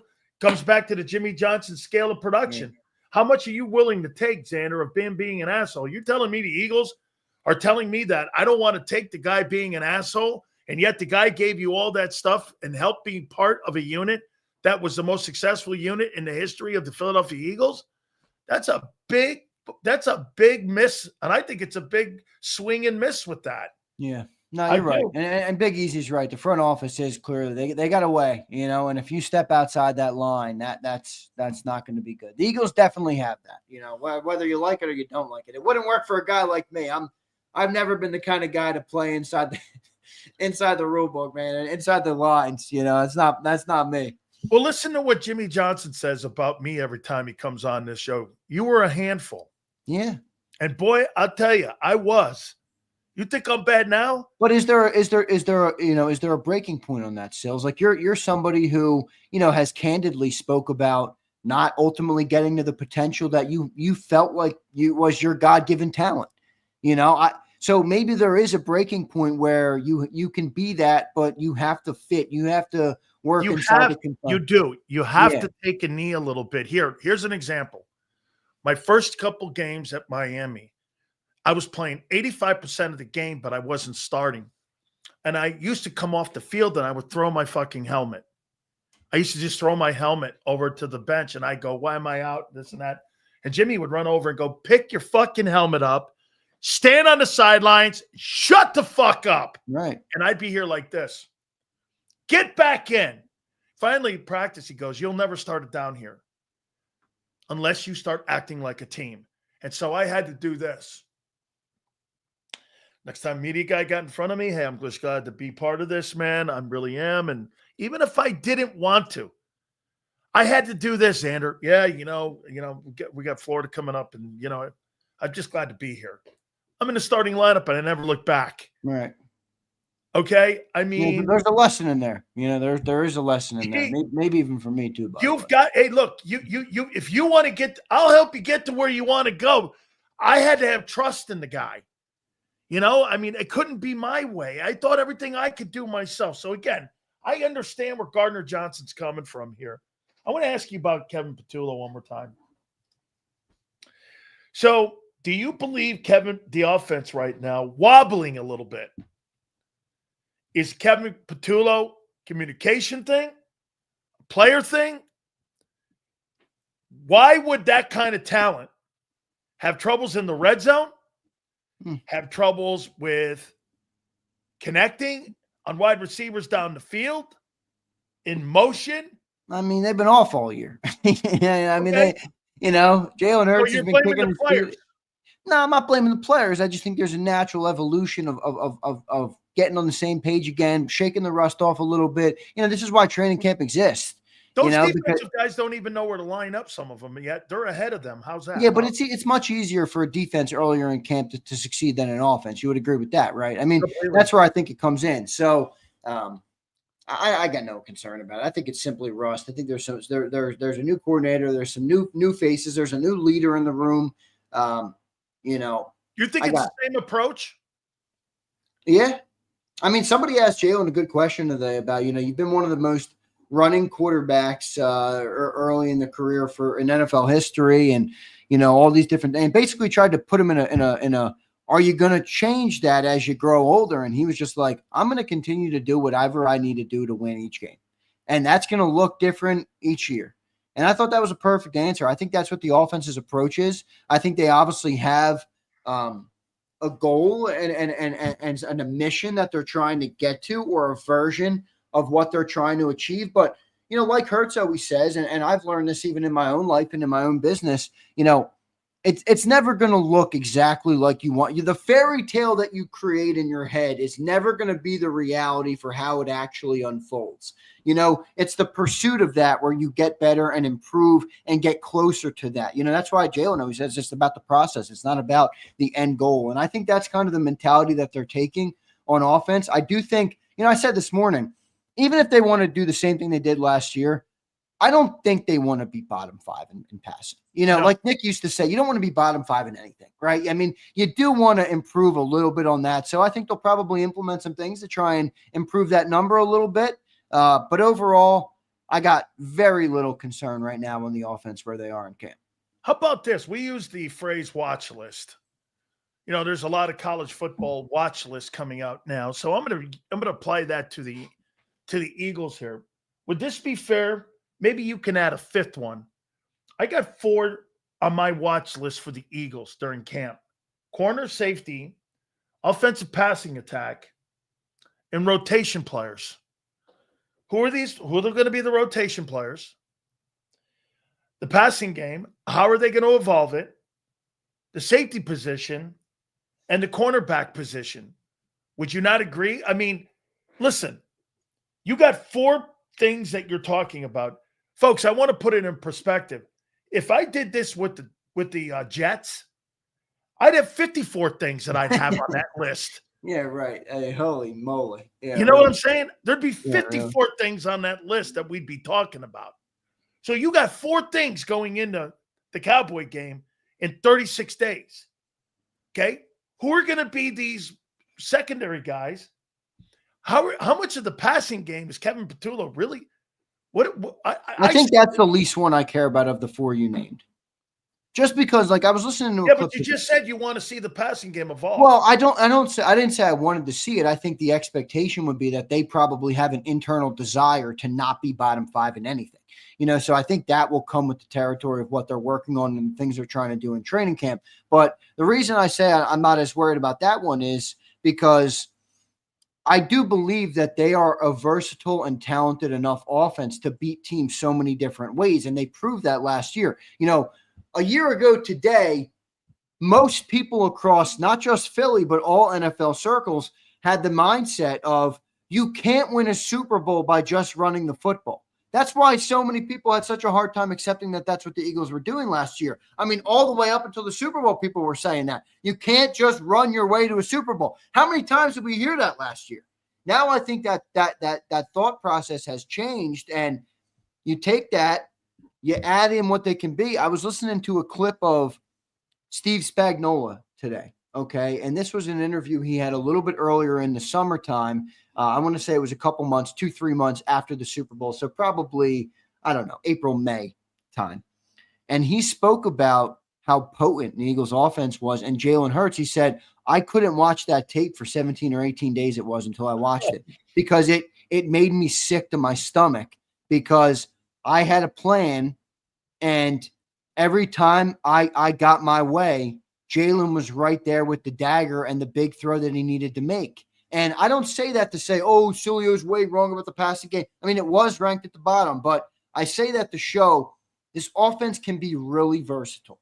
Last year, they didn't have to be versatile in every single week. If they have to be more versatile this year in more games, I believe they're capable and competent enough to do it. So I'm not that worried about it. See, that's my contention. I think they can do it, but I don't think they can show it, and they haven't shown it this past season. But why show it if you don't have to, right? Oh, I mean, Okay, but my point is, I don't think you can do that every week. Last year, you said, so do you believe you're going to have this is all under contingency with that same notion of a year ago. If you have the number 1 defense and a number 2 rushing attack, do you believe you're going to have those same numbers this year? The number 1 rushing, the number 1 defense and the number 2 rushing attack? Yeah, I mean, and it's going to look different. It's a new NFL season. You know what I mean? Like, there's going to be different variables this year. And my point with what I just said was that I do believe, regardless of how those variables change, I believe the offense is talented enough and in a stable enough place to be able to do what they have to do. It's like clay. It's malleable. They might have to do more this week, and then the next week it's different. Like, it's going to be different each week, and I'm much more confident in that than Makuba being a star. I'm not saying you're wrong here, but let me throw just this convo into it. So you're telling me that here's what you're saying to me. They didn't have to a year ago because the running attack was so potent that, teams couldn't stop it and all. So their contention was, well, we're not going to be a balanced offense because we don't have to be. Is that what you're telling me? Well, isn't that what they proved to you last year? That's what I'm saying. Okay, so they didn't have to be balanced week to week. Well, they didn't. And the only time they had to be balanced was when Spags went up against them, and he talked about how Jalen gave him nightmares. So what they did, okay, so what? Yeah, well, Jalen gave him nightmares in that game in the Super Bowl, absolutely. But they didn't give people nightmares as a balanced football team last year at all. They gave them nightmares. They gave them nightmares running the ball. Yeah, but nobody was able to stop it until they got it. Yeah. So okay, I mean, why? So if it's not broke, why fix it? But because just to prove numbers, like I'm a little confused at where you're going with it. Yeah, but that's not how they built that football. They didn't, dude. They fell into this. I know, but they built the football team to win, and they won. Like I think they've changed their perspective on. I signed 2 receivers to $60 million, and I want to throw. Like, so I think they want to win. Read that? I don't think they regret it at all. They won. They got a Super Bowl on the mantle. You know, every person was a part of that. Devontae Smith had a big catch in the Super Bowl. I mean, as you point out, A.J. Brown was tremendous in the running game as a receiver. Like, every piece of the pie still added up, you know? And that's where I think I have a much more of a sigh of relief coming into this year on the offensive side, because shit, when they did need a step outside of what they did, they did it very effectively, to the tune of annihilating the best dynasty that the NFL has seen in a while. And if they have to do it more this year, I'm under the impression that they'll do it more this year. If they don't, you might see another 2,000-yard season from Saquon. Okay, here's the scale though of when you're saying that they can do it. They had 65 net yards passing in the Rams game, and then he had a great game in the Super Bowl, and it didn't matter in either game what the passing game was really. Except for the Super Bowl, it did matter because they weren't going to win it unless Hurts had a great game in that game. But they didn't do it in this playoffs on a week-to-week basis. That's fair. I think even if you ask Jalen right to his face, you know, what was one of your worst games last year, he would say the Rams game. I mean, it was. He didn't play great. The offense didn't play great in that game. And Sills is right. I mean, there's no – the other thing is, like, Jalen didn't play great, but like, he also did make some big plays for us in that game, man. Remember the run? He did. A touchdown run in that game. Like, there were some things that I think people forget that Jalen did in that game. And look, you know, it is the NFL, Sills, right? Like, you're never going to dominate every fucking game all the way start to finish. Like, yeah, the Rams game was the game that was closest, but at the end of the day, they won. And I'm not going to go back and say, hey, what if did this happen? I don't like playing that game. When they were called to be different later, and in the two bigger games, in the championship game and in the Super Bowl, they were able to manage it. Does that mean they're never going to have a bad game? No, I don't think anybody believes that. But I do think that they're very equipped to be able to handle whatever comes their way as an offensive team this year, and whatever they're required to do to win games. And I think Jalen's answers at the press conference completely play into that thought process. I loved, again, I brought it up just a second ago, I'll bring it up again. I loved the response to the question, you're a running quarterback, how will that change as your career progresses? And it basically, I'm going to do whatever the hell I have to do each game to win. If that means run, I'm going to run. If it means throw, it means I'm going to throw. It's a Jordan line. I love that approach. That's a Jordan line. Yeah, it is. Michael Jordan goes like this: if I have to play team concept basketball, I will. If I got to go out there and do whatever it takes to win, right, I'm going to do it. I'm going to do that too. That's a Jordan mentality, actually. All right, let's get to some of these supers. Guys, do me a favor. Please hit the like button. Farzetta will join us here in a couple minutes here. Yeah. All right, let's do it. I do love Hurts' mentality. I think he's got it. I really do think he's got the intangibles you want. He's growing on me more and more when it comes to how he handles himself at the mic. Well, because he's got the success now. Like, it's one thing for me to tell you to sell you on intangibles before there's success. It's another thing to achieve what he's achieved, and then you look at the full body of work and you say, okay, can't dispute it. You're right. That clearly plays into what he's done as a player. And I do think, man, I really do think he is a special minded player. Not many think like him, especially at that age. I think he's got a very bright. You think 2025 will define him more than 24 will? No, I think he's past the point of needing to be defined on 1 year. I really do. I think he's going into year 5 now. I think he's, in my eyes, it took Brady time because people thought Brady. It takes everybody time, but in my eyes, remember 2 Super Bowls. You know what people were saying about Brady? Defense and Vinatieri carried him. Yeah, but Jalen's already won. Like, let me ask you this. Like, would you say that about Jared Goff? You think this year is going to define him? Or do you kind of know what Jared Goff's going to be? And if the stars align, they might win 1 year. You know? If he wins the Super Bowl, that won't change my opinion of him. Well, I feel like Jalen has gotten to a point where it's no longer need. And I think he knows this. There's no need to prove anybody. There's no need to correct anybody's narrative. There's no need to give a fuck what Cam Newton or anybody else thinks of you. Who cares? Keep doing what you're doing, and everything else will fall into play. Nobody would have predicted that he would be the face of GQ and the NFL and the MVP of the Super Bowl a couple years ago. He just said, I want to win games. I'm going to do whatever it takes to win games. You win games, and all those things fall into place. Keep winning games, and the rest is going to keep falling into place. Sponsorship, Sprite? Yeah, I saw that. Good for him, man. Congrats. Yeah, I'm not a Sprite drinker. Got a Sprite commercial now. Yeah, cool. Abe says, facts, Andrew. How many top 10 defenses did we play? I'm not sure, actually, how many we played last year. I don't think Steelers. I think the Ravens were up there. I don't really think you played any. I mean, again, and this plays into how the Eagles caught people with their pants down with that running attack. Xander, I think you're going to have the same thing. Your old line will be favored in every football game going into this coming season. No doubt. That's our superpower. That will always be our superpower. Yeah, that will always be our superpower. Abe, thank you, bro. Pin becomes a member. Thank you, Pin. Absolutely, man. Thank you very much. All of our great members. I want to dispute one thing too about members. Somebody in the chat, and I appreciate whoever it was, I think his name is Adrian, was saying, we only talk to members. That is not true. All right. We do love our members. And obviously, if you're a member and you pay to support our channel, you're going to get a little bit more of a preferential treatment. I mean, that's kind of part of the game, right, man? That's what being a member means. So, but that doesn't mean we block out anybody, and we appreciate everybody who takes the time to spend some time with us. Look, I talk to this asshole Texas boy all the time. So, Texas boy is fucked. Wait, how many days until September 4th? How many days? Hey, Texas boy, man, I'm becoming bored with you. 37 days until we beat the living piss out of you, Texas boy. Let's see. God. Park Alexander checks in. Ringo just need playing time. He will be fine. I'm not ready to rule him out yet, but I do want to keep my eye on it, Park. Like I said this morning, Sills.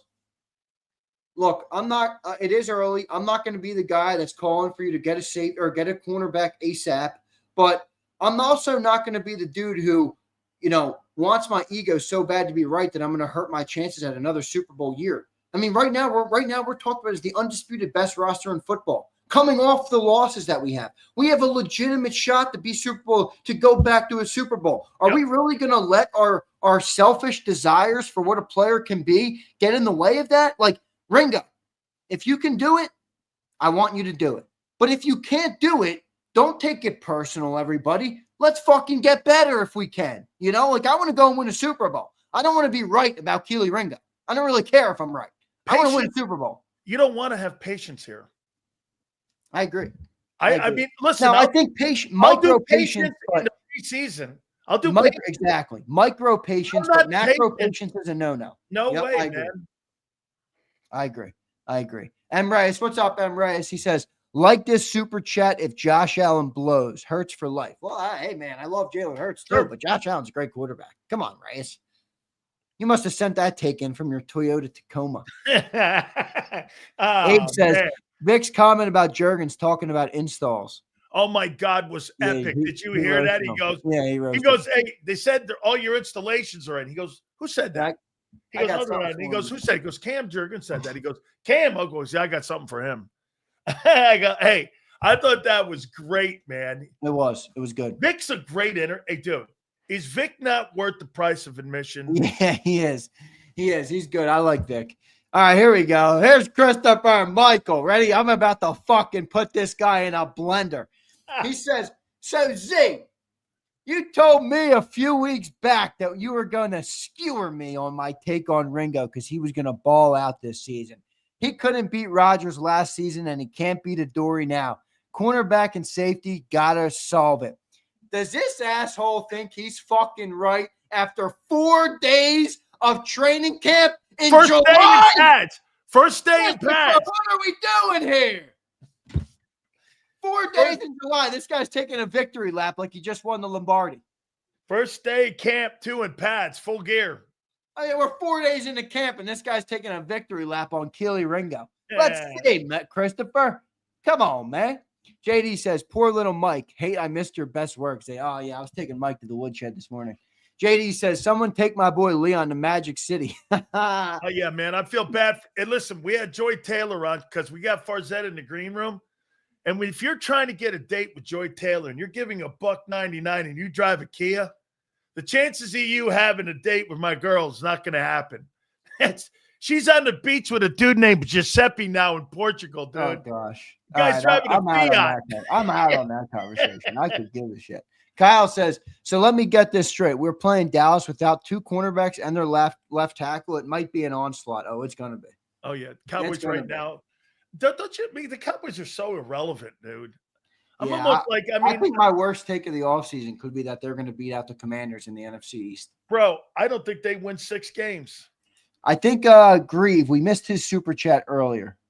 He says, is this the year you finally hold Herbert to a higher standard or still going to glaze him? If not, how many more years? I don't think Herbert had a bad year last year. I know you think don't. Jim Harbaugh. Well, dude, you're going from Brandon Staley to Jim Harbaugh. We just got through talking about coaching mattering. It does. Coaching matters here, no, man. It does. I agree. You've got great coaching now. But until I see him, perform in a playoff I know game, you'll hold him to that one game. No, 2 games. Okay, 2 games. 4 picks in one game. In the other game, he was up by 4 touchdowns over the lowly Jaguars, and they came back and won. Like, in my opinion, if you're the quarterback and you're as great as people say Herbert is, you got to do something to prevent that. Okay. I'm sorry, but I think that's I don't think that's an unfair expectation for him. Okay, so you're going to hold him to 2 games over the 60 he's played. Is that right? No, I'm just saying there's Mike Norris said it last week on your show. There's big game players and playoff quarterbacks, and there's not, and right now, Justin Herbert is an awesome looking prospect and a great quarterback, but he hasn't proven he can do shit when the lights turn on, and the playoffs come. Until he proves me, I'm not going to give him the benefit of the doubt. I just won't. Okay. Again, like I said, I think the organization also has to be held accountable in that conversation. I don't disagree with that. Okay, so. All right, good stuff. I think that's all the super chats. We got Farzetta. By the way, show after, right? Yeah, 6 to 8 tonight. We'll have Birds 365 because of the morning practice, so we can't do them in the morning. So we have a nightcap edition of Birds 365. Looking forward to seeing everybody there. I'm sure Johnny Mack will be in curmudgeon mode once again. Absolutely. He was grumpy last night. Hot out there, right? He was grumpy last night, and it was hotter today, which means he might be even more grumpy. By the way, John Gruden's going to be with us in the next couple of days. John's going to pick Thursday or Friday to be with us on the program. So, Big Z, we'll be looking forward to you later on. Love you, brother. We'll talk later. Thank you, Sills. Appreciate it. You got it. Make sure you guys hit the like button here. I'll tell you this, man. So, Howard Eskin was on with us yesterday. Let's see. We had this dude, Mike North, who's a Chicago legend, on with us a couple days ago. Boy, he was just absolutely throwing roses at Jalen Hurts' feet here. And I love Vic Fangio, the way he talks and the way he talks about players. So I'll ask you this right out of the gate here, okay? Are you concerned right now about some positions on this football team? So I'm going to bring Mark Farzetta on with us right now, who starts our broadcast off here on JAKIB each and every single day. Farzy, how you doing, brother? Fantastic. How you doing, my man? Okay, so is this fair to say? Farzy, Eagles need a safety. Fair and accurate. Yes, they absolutely need a safety. So again, let's piggyback that and say this. Do you think Howie relied too much on the roster this offseason with some of the more, not saying they're not good, inexperienced guys where he didn't know what he had? Because let's be candid here on Keeley. He couldn't beat Isaiah Rodgers out a year ago. When Vic went and wanted to get a corner, he went to Isaiah. Last year, Christian McCollum played a ton of football. Tristan was in that role more so, and I get it that Sidney was injured, okay? Makuba also was a new player. They just drafted him. So give me your takeaways on how you're seeing so far the first couple of days of camp. Well, first couple of days of camp, Quentin Mitchell's an absolute stud. Cooper DeJean is the Swiss Army knife, will be the Swiss Army knife that Vic Fangio wants him to be, and quite frankly, all Philadelphia expects that he can be. The one gadget I would like to leave in the knife as opposed to pulling that one out for Cooper DeJean is the safety position. Go ahead and play outside corner. I think he can play outside corner. We know he can play nickel. In a pinch and need him to be safety, fine. But to get to your first point with Howie Roseman and whether or not he overestimated what he's got now or underestimated what he's got now, he's got a situation out at the safety position that I just don't think he's done yet. I think Justin Simmons is just out there waiting to be signed. I think he's looking around saying, all right, is there going to be anybody that's hurt, anybody that's banged up? If not, I know I can slide perfectly into whatever Vic Fangio needs me to do. So I'm just going to sit here and wait patiently for the time being. I still think Justin Simmons is getting signed. I still think Justin Simmons is coming here to Philadelphia. Until that happens, yeah, Drew Makuba got some early praise, but when he can't stay on the field in training camp, that's never a good sign.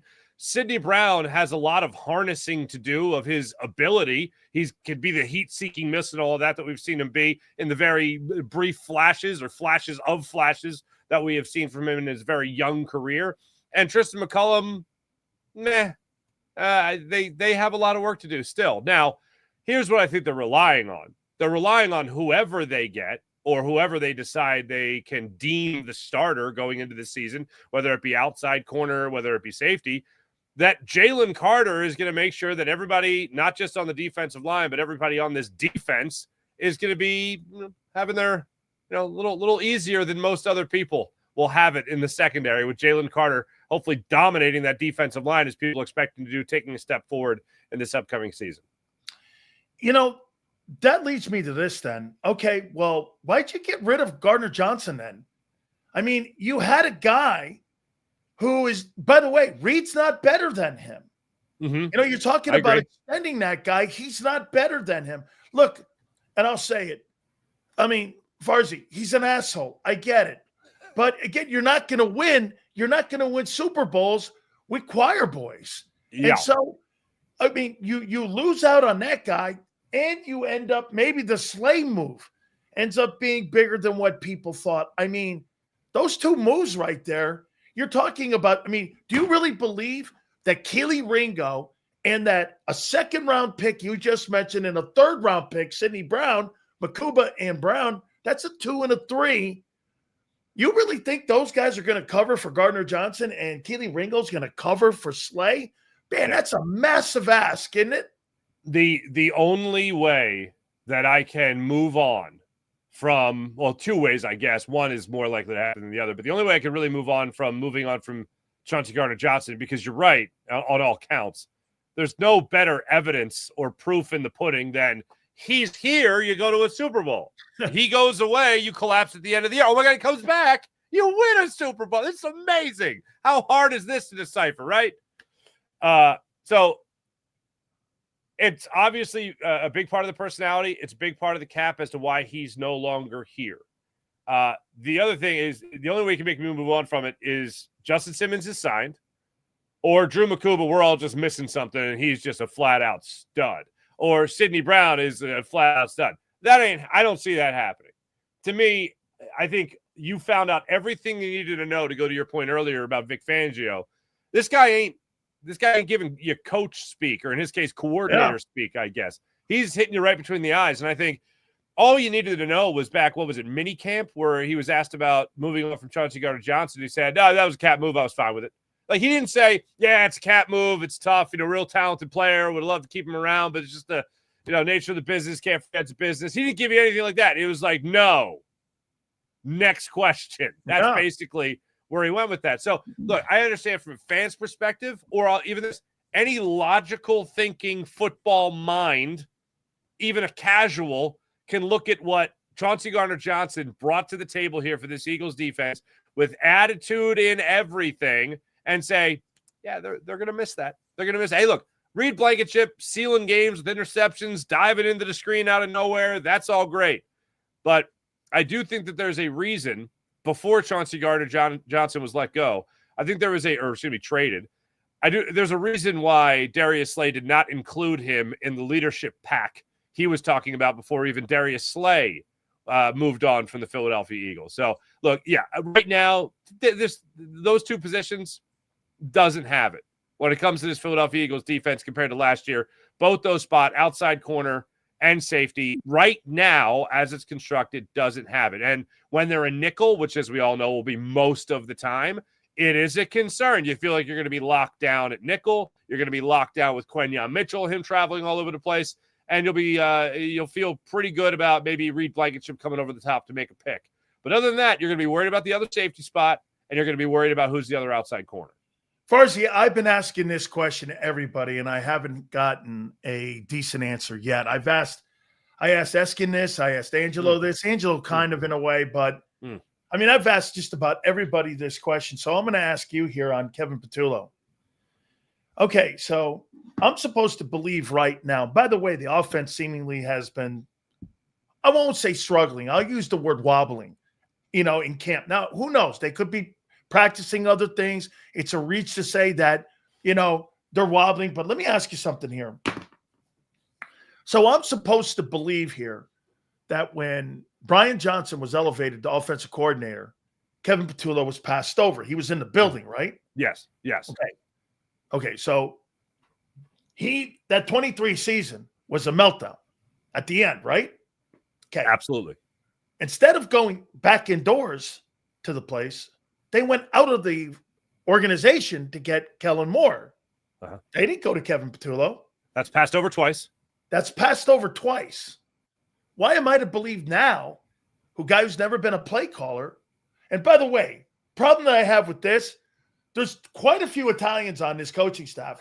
So I'm finding myself having Italian hate on, and I'm beginning to feel uncomfortable. Sirianni, Patullo, Fangio. There's a ton of paisans on this thing here. So I'm becoming, but why am I to believe now that Kevin Patullo is ready for this gig now and it's his time? Why am I to believe that when he was passed over twice? Yeah. Sills, I've asked this question a million times and no one's answered this question. I mean, I just, why Nick Sirianni? Like, it's a very simple question. And as a matter of fact, it allows Nick Sirianni, it puts a ball on a tee for Nick Sirianni to smack it 300 yards down the middle of the fairway to say nice things about, Kevin Patullo. And it's a very simple question. What is it about Kevin Patullo now that you couldn't pass over? What is the difference between what he has now and the last two seasons? Did he learn a boatload from Brian Johnson? Maybe not what not to do. Did he learn that much from Kellen Moore in 1 year? I know Nick Sirianni has talked at length about how he was jealous of their friendship and how close they were when they were here and really learned a lot. Okay, fine. So now is the time where you can't pass him over. I say this. When it comes to Kevin Patullo, he hasn't done anything to make me go, oh, this is the guy that they clearly had to have. But he's not going to do that. Really, if you're being real, you're not going to buy anything he's selling until you see the proof in the pudding during the regular season. But what I think is it's a similar situation, but better than Brian Johnson. They looked at Brian Johnson and they said, oh, look at all the weapons we have. Who could possibly mess this up? Nobody. We got Jalen Hurts. We got A.J. Brown, Devontae Smith, Dallas Goedert. Oh, my goodness, this offensive line. Nobody. Oh, it's going to be great. And then they messed it up. Big time, both offensively and defensively, if we're being real. But I think they look at Kevin Patullo and be like, all right, look, this is Nick Sirianni's guy. Nick Sirianni wanted him in here. He's in here. He's been here for 4 years. He's been here for the 4 years that Jalen Hurts has been the starter. Jalen Hurts, I think, is the key to this thing being successful. And that's not just in a typical quarterback running the offense type of thing. I think Jalen Hurts' input in this offense is going to be so much greater than what we have seen in the past. And I love that because last year, a lot of this Eagles offense success, yeah, sure, Kellen Moore was good. But Jalen Hurts' ability to read the defense in front of him and go, this is the perfect one for Saquon. Or this is the perfect one for that rub route to Dallas Goedert. This is the perfect one for that slant to A.J. Brown. This is the perfect one for the deep ball down the middle to Devontae Smith. Jalen Hurts is going to be more in command of this offense than ever before. And I think that's what makes it so much easier for any offensive coordinator. And then, oh, yeah, Saquon Barkley behind this offensive line, as I've mentioned many times before, for the era that I grew up in, it was always the big question when I was a kid from the adults. What if Barry Sanders had the Cowboys offensive line? What would that have looked like? This is what it would have looked like. Saquon Barkley behind this offensive line. That's what it would have looked like. So I think this is a much more, not that this is bolstering up Kevin Patullo like he's some genius. It's that, I mean, people say that Jalen Hurts is just in a great situation. Kevin Patullo is in a phenomenal situation where he, as an offensive coordinator, as a play caller, isn't going to have to do as much. The one thing he has said that made me go, okay, let's see what this guy's got, is when you hear him talk about and the offensive players talk about installing a more up-tempo offense and going no huddle a little bit more often than what we have seen in the past. Scoring in the first quarter, that was a problem the Eagles had last year. It's a problem they've had in the past. Going up-tempo might be able to solve that problem.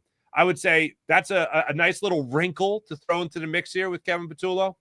But it's more so a praise of this offense than it is anything that I have seen him do, heard him suggest, or any report that's come out with him having a great command of the meeting room, because those are my favorite ones too. But no, to answer your question, I don't know what he's done. I'd love for somebody to ask that question. I haven't heard the answer to that question. Now, Here's one thing that does concern me, to go on the other side of this here, because this is something that when I heard Cam Jurgens say this yesterday, I just kind of went, huh? So Vic Fangio shot this down today, saying that the defense does not have everything installed, and that's fine. But Cam Jurgens saying that the defense is so much farther ahead. Now, we're used to at this point, Sills, you know this, obviously. Defenses are usually ahead of the offense. Yeah. Training camp, preseason, even in the regular season, they're a little bit ahead. But I thought there was a lot more moving pieces on the defensive side of things. That's a great pull by you. I didn't get, way to go. You sniffed that out. I don't think I got to be Columbo over here. You know what I'm saying? To go, wait a minute. All the question marks we've had, like even the question mark on offense that we throw is like right guard, and we're like, that'll be fine. And then you look at the defense, you're like, oh man, okay, we can look at the safety. Oh, damn it, outside corner. Yeah, how often do you use Cooper DeJean? What's going to happen with Milton Williams not being here anymore? Johnson gone. What's going on? Like all these questions. Oh, Brandon Graham's retired. Like all these things that were thrown out there are all on the defensive side of the football. And you mean to tell me that your starting center, your Pro Bowl center, is going, wow, they're so much further ahead than we are. Whoa, with 5 new starters over with there. 5 new starters. What are you doing, Cam Jurgens? But in all honesty, look, if you're an offense, if you want to be an offensive coordinator in the NFL, this is where you want to be. That's really what it comes down to. This is where you want to be. So this position could be a kingmaker for some others. It certainly was for Shane Steichen, and now the offense is obviously better than that. It was for Kellen Moore. He finally got that head coaching job. So many people had talked about for 6 years he was a coordinator. Now he's got it. And now you look at Kevin Patullo, a guy that was an associate head coach, got passed over twice for the promotion, and now all of a sudden he's the guy that's supposed to be running the play calling and all that. So, look, I'm not going to buy into anything until I really see it on the football field, but the questions are absolutely there. I'm going to use a line from a movie. Analyze this. Yo, okay? Yo. Yes. Yo, you know, that was a great pull on Jurgens. I'm going to use that, and I'm going to trademark it with Farzetta here. That's a great pull by you. Now, that's you tell education. Me, could we go here? One of the things that I saw, maybe what you just said, Brian Johnson looked at all the skill set and went, okay, well, I'm going to try to utilize it to the best of my ability, okay? Kellen Moore went like this. With all the great talent, we're not using all the great talent on the team. We got to go to this skill set by running the ball. Maybe Patullo is the guy more like Kellen that's going to run the football more instead of trying to really spread the ball around to all the playmakers on the team. Because let's think about it here. You're right. Brian tried to do everything he could to get the football in every guy's hand. And let's not forget in the offseason, every single guy on that team got a contract raise off of a guy who sucked, right? Supposedly he's yes. Everybody got a raise. So my question to you would be, maybe he is more like Kellen. Maybe he's more like a guy who, again, is just going to look at the simplicity of it. Remember, he even said it at his presser. By the way, I liked him in front of the microphone. He sounded like a head football coach. I'm not. Patullo? Yeah, I'm not. Yeah, I'm not good, really good demeanor. He did. He had really, I mean, it was not like planting flowers and seeds and crap like that. He was good. But, I mean, remember what he said, too? We want to streamline it. We want to make it simplistic for people here. So maybe he's more what they did a year ago, and that's why they hired him, because everybody I've asked that question to, they do not have an answer to. And like you said, no one has had the cannoli to sit there and ask that question to him. Hey, man, why did you get passed over twice? I mean, by now, right? Right. And look, we all know there's a way you phrase the question to either Sirianni or to Kevin Patullo, like what makes it different now? Why are you ready now? What have you noticed in your own abilities or knowledge, know-how, whatever, that makes you ready for this position? And to your point, I do believe when I hear the player, like a lot of times, and I know a lot of fans are quick to go to well, what's he gonna say at any press conference or anything like that? But there's a difference. Like, if you mean to tell me your, BS meter was not going off when you hear the over the top compliments, then I don't know what to tell you. But when you hear things that sound really legit, like, a guy just putting out something simple. He didn't just say, well, he runs a good meeting or whatever. Jordan Mailata talked about commanding the room and all that stuff. And he's a very vocal leader in those meetings. And Kevin Patullo even saying the only difference between doing this and what he's done in the past is, he's in more meetings now than he used to be. I didn't necessarily like that answer, but I do appreciate that it was honest. There's a leadership quality that you got to have, especially if it's something that you've never done before. And this is something he's never done before. So at least here in the early stages of this, guys are saying, look, he's doing a great job. He definitely has our attention.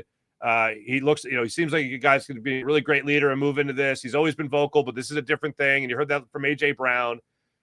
Because look, we know if things don't go right, things will come out. Stories will come out. You think he's on a short leash or a long leash? I think you're on a short leash if you're running this Eagles offense. If you're the play caller with this offense and you're not having success, I mean, it's one of those rare things where you could look at the front office and go, what more could I have done for you? Other than bring back Hall of Famers and invent a time machine, what more could I have done for you to put you in a perfect position? So it's a very short leash. If you don't have success with this offense, yeah, you got problems, man. You got major problems. Final question for you. JAKIB Campbell, he's got to start, not Trotter, week 1 against Dallas. I mean, ask yourself this, Farzy. Do you think Vic will have more versatility with Bond and with Campbell? Because N'Kobe's out. It didn't sound like last week when they were talking about him. Vic was very high on him being back anytime soon.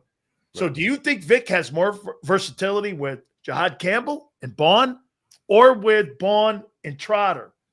I think more with JAKIB Campbell. I mean, he's got to start day 1. He's been the talk of the camp. Yeah, this is a guy that wasn't supposed to be ready until I know the second week in August, and all of a sudden he's out here just balling. Look, we all love the story of Jeremiah Trotter Jr., hatchet man, if you will. We all love the story. It's great. I think he absolutely has a role in this football team, but albeit you're not moving up, albeit one spot, you're not moving up for JAKIB Campbell, who fell to you. And here's the other thing. Vic Fangio ain't fee-fi-fo-fumming into that draft room with a grin on his face to have JAKIB Campbell down the depth chart from Jeremiah Trotter Jr. He's starting. N'Kobe Dean, unfortunately, is not going to be ready.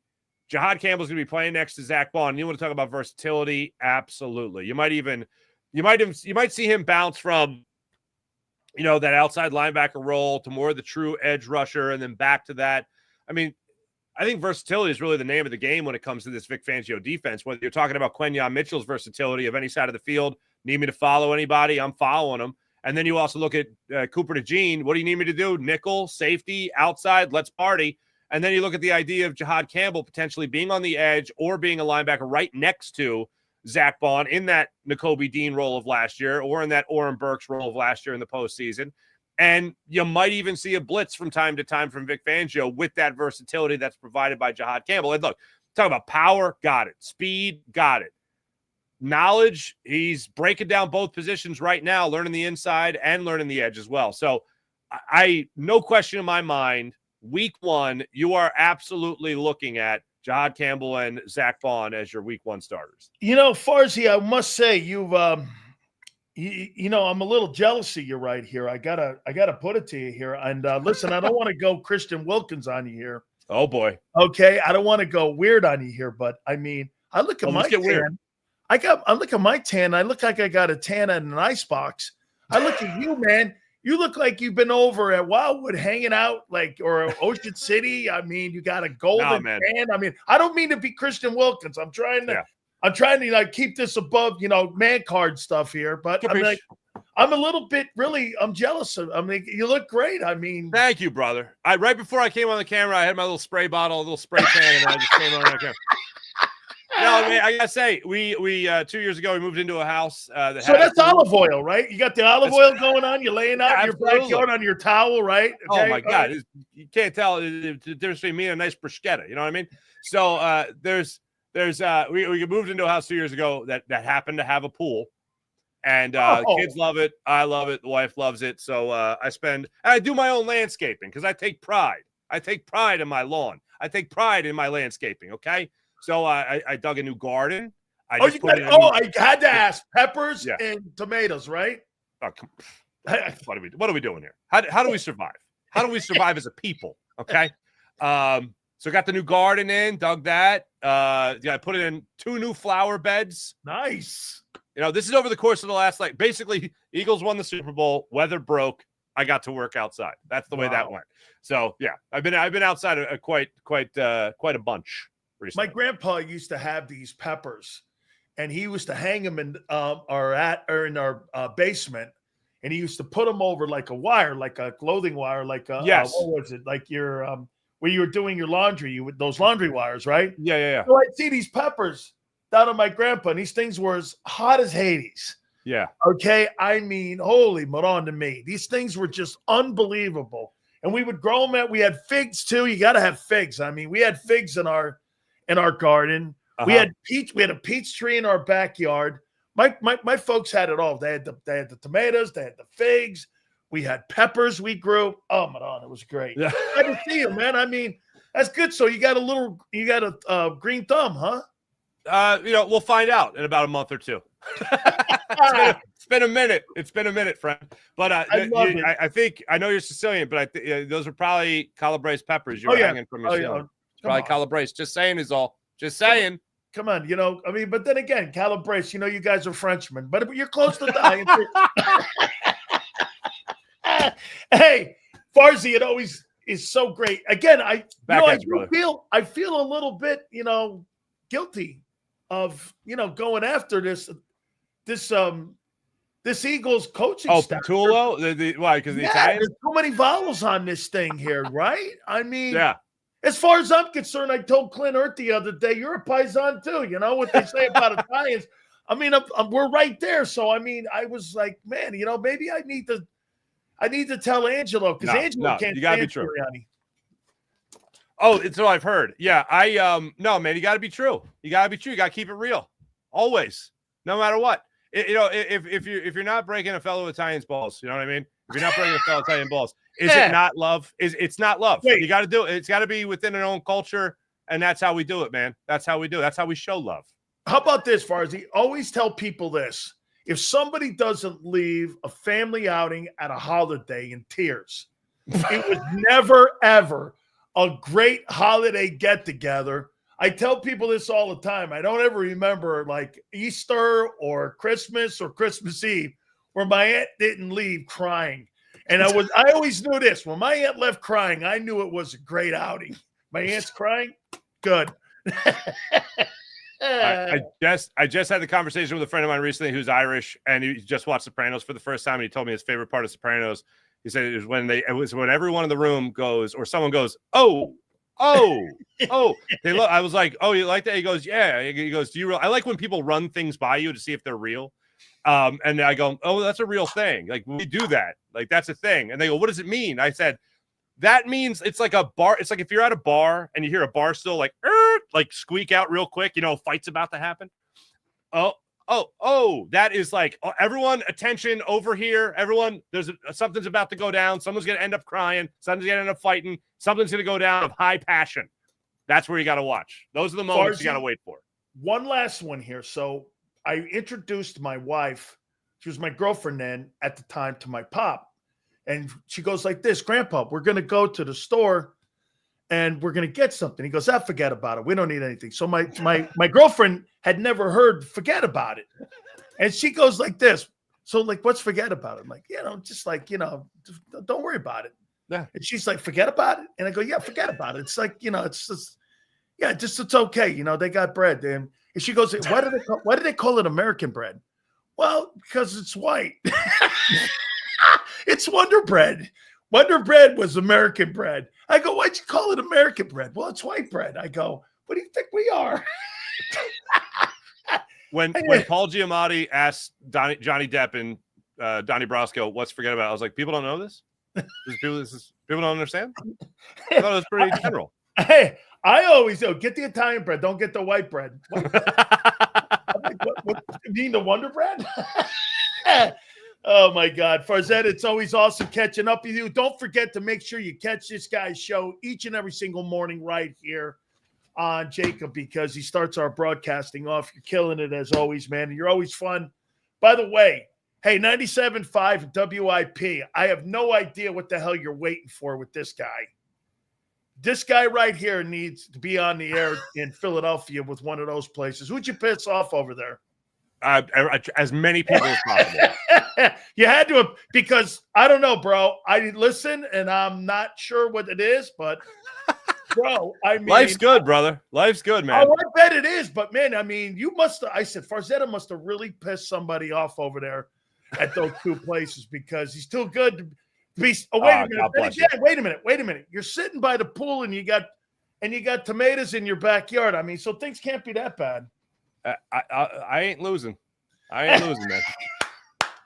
Farzy, I will catch you tomorrow, brother. Thank you so much. All right, my man. Take it easy. Good to see you. You got it, man. I love talking to Mark Farzetta. You know what? I could actually do a show with that dude, and I hate everybody. I actually could, man. I think Farzetta's good people, man. I do. Make sure you guys please hit the like button. Xander's going to kick my ass here because I got to pay some bills. I'm not paying enough of them here, too, because look at this, man. Another 3 hours we just rock. It's crazy. I could talk forever. I'm not sure that's a bad thing, is it? I could just talk forever, man. Make sure you check out my great friends at Morgan & Morgan. And I tell you this all the time, guys. Somebody asked a question earlier. So wait a minute, Sales. Morgan & Morgan doesn't get paid unless they win? Yes. I told you the story yesterday about John's brother.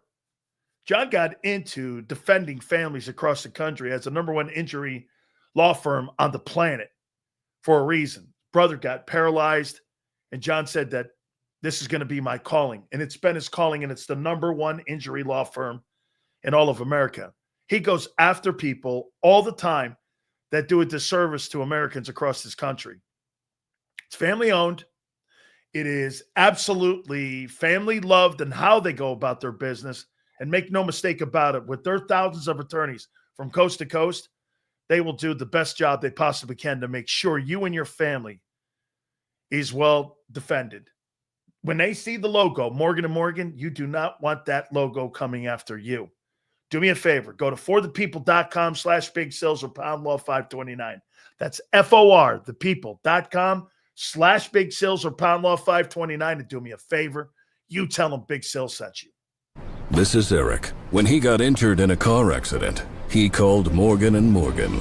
He not only gets a lawyer, he gets trial lawyers like Sam and Jessica, who are in it to win it. He gets his own investigators with briefcases, leather ones.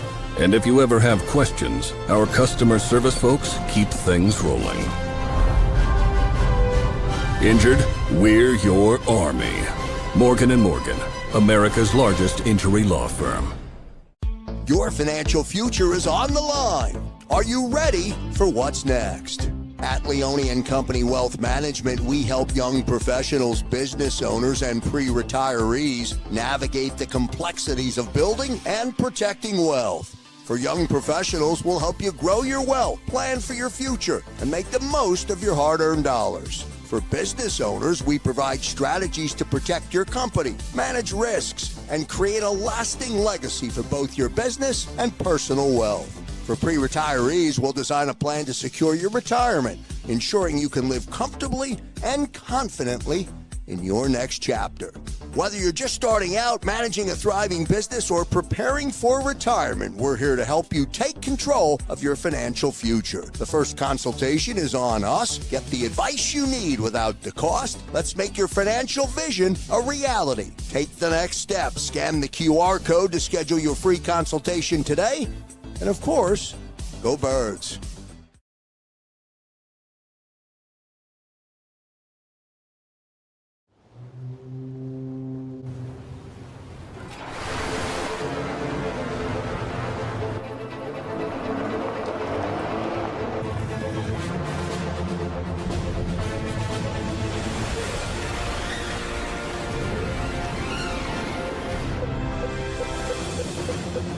They're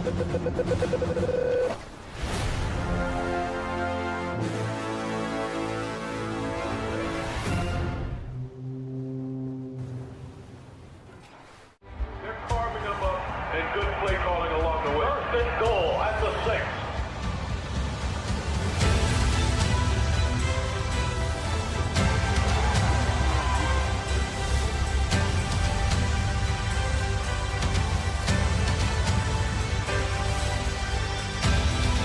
On the field of life, First Trust Bank is there for you. Champions on 3. 1, 2, 3. Because Philadelphia dreams deserve a Philadelphia bank. In our hometown, we all look out for each other. We step up to keep our communities going strong. And at Independence Blue Cross, we're here to keep you going strong as the #1 health insurer in the region. No IBX is always looking out for you. EAGLES. Eagles.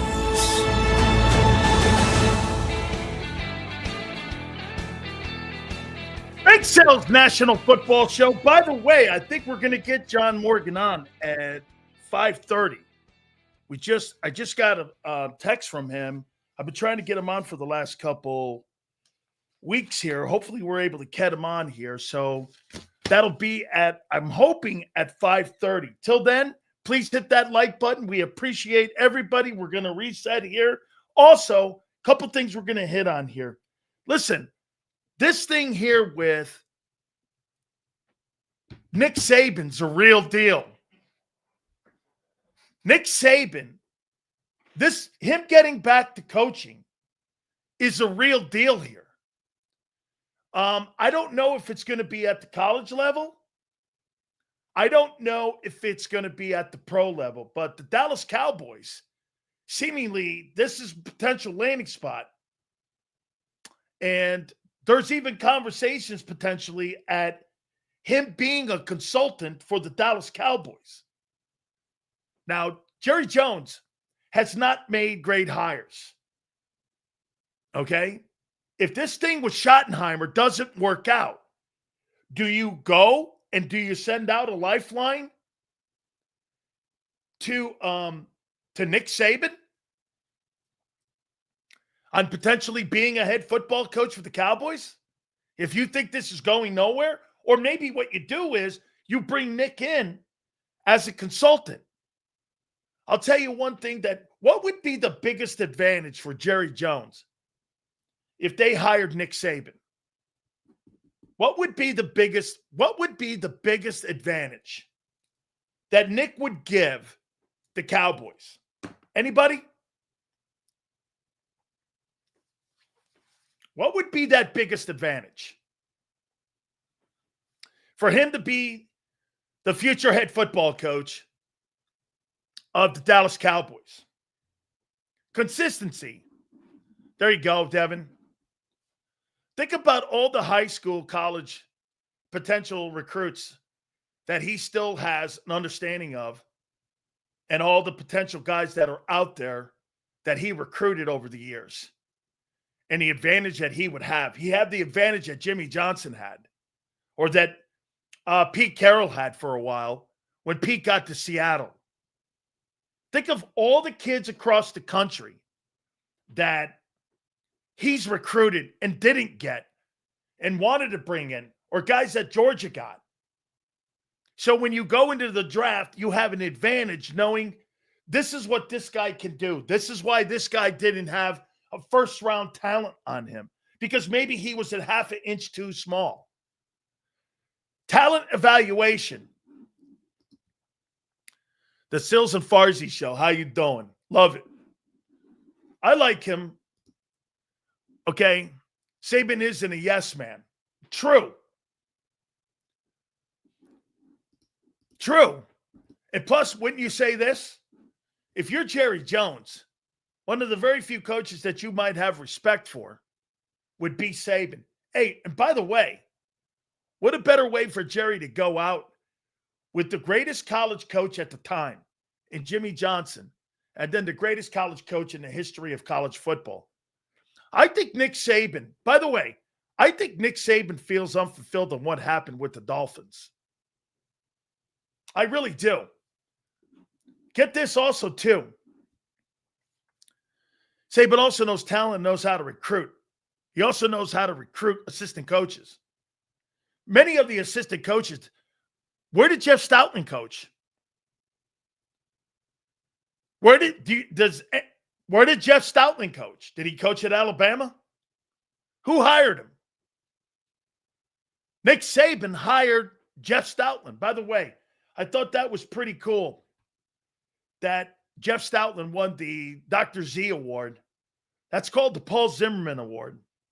And it's given to the best assistant coach in college football, or excuse me, the NFL. And it's voted on by the Pro Football Writers Association. It's a big-time award, okay? It is. It's a big-time award. And it's pretty cool that Jeff Stoutland won it. By the way, I saw Stoutland, they were asked a question, and, he was asked, do you think that, how do you feel about the Eagle fans and how they perceive you and how they look at you and how they think you're one of the best coaches in the history of the franchise and you're one of the best, if not the best coach that's on the coaching staff today?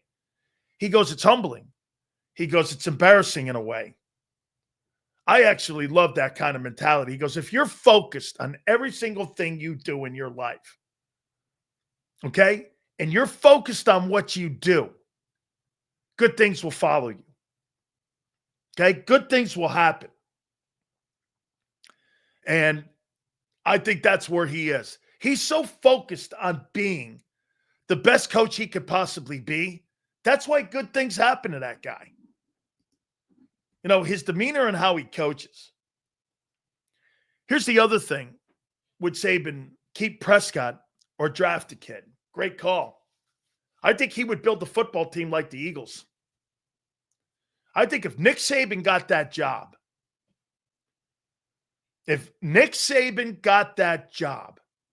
personally, I believe that you would see the team, the Dallas Cowboys, built more in the image of what the Philadelphia Eagles are.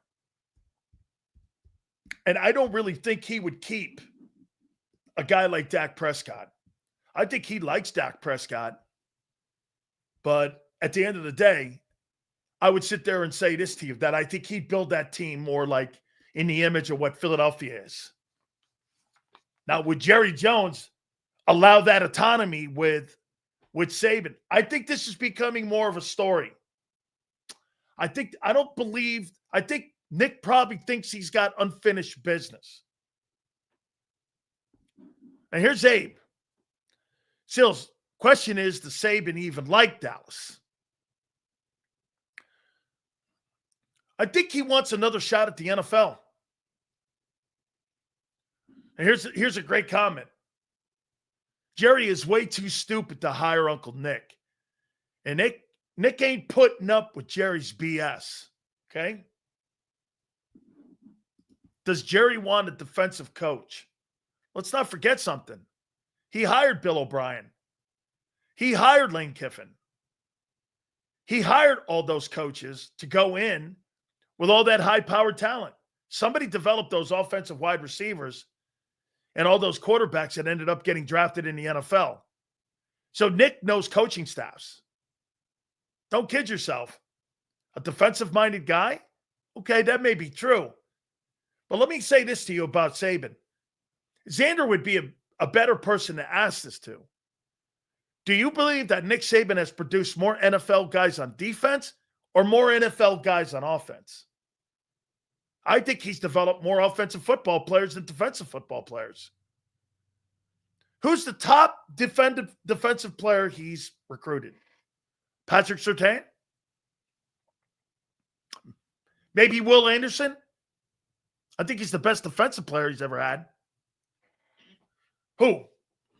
D'Amico Ryans was a hell of a player. But I mean, really? Now you start taking a look at some of the players that he's had offensively. Derrick Henry. The running backs. He's produced a ton of great football players on that side of the football. I think more so on the O side than on the D side. All right, so I want to go back to what Farzetta said. And how about this? Rolando McClain, okay, for Saban. It's a great pull by Farzetta. This is a great pull. So how do you feel about Cam Jurgens saying that the defense is so much further ahead of the offense right now? With 5 new starters and all that talent, how can that defense be ahead when you got new faces everywhere? How could that offense be behind?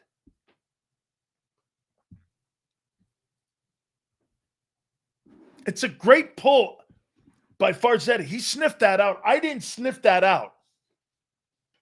That is a great pull by him. That's something that's right up Big Sil's alley.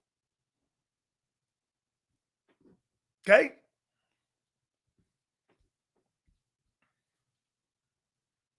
You tell me.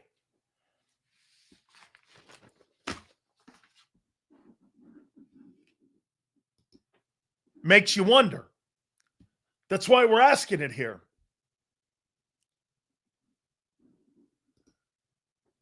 Some great defensive players, but a ton of top-notch offensive guys. Yeah, that's Alabama stuff. Look at this. I think it's crazy he even said it. Rico, I didn't know what you were talking about. And when Farzetta pulled that out like that, he's dead on. He's dead on. You know? He is. He's dead on with this. How can that defense be ahead of the offense? It's interesting. Maybe the holdover to Patullo?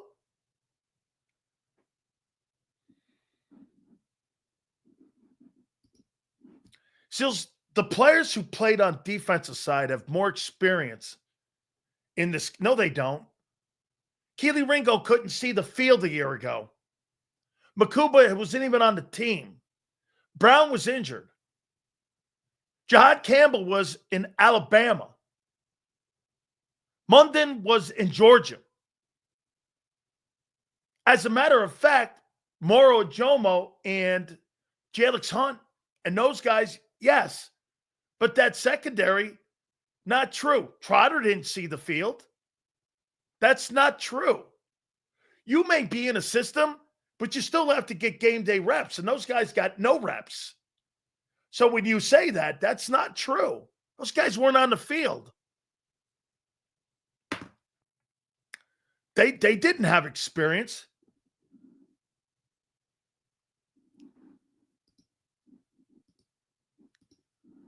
Bond said they think they're ahead of schedule on defense. Okay, they're ahead of – so wait, you're ahead of schedule for everybody who was brought back on offense except the right guard. Is that right? Make that make sense.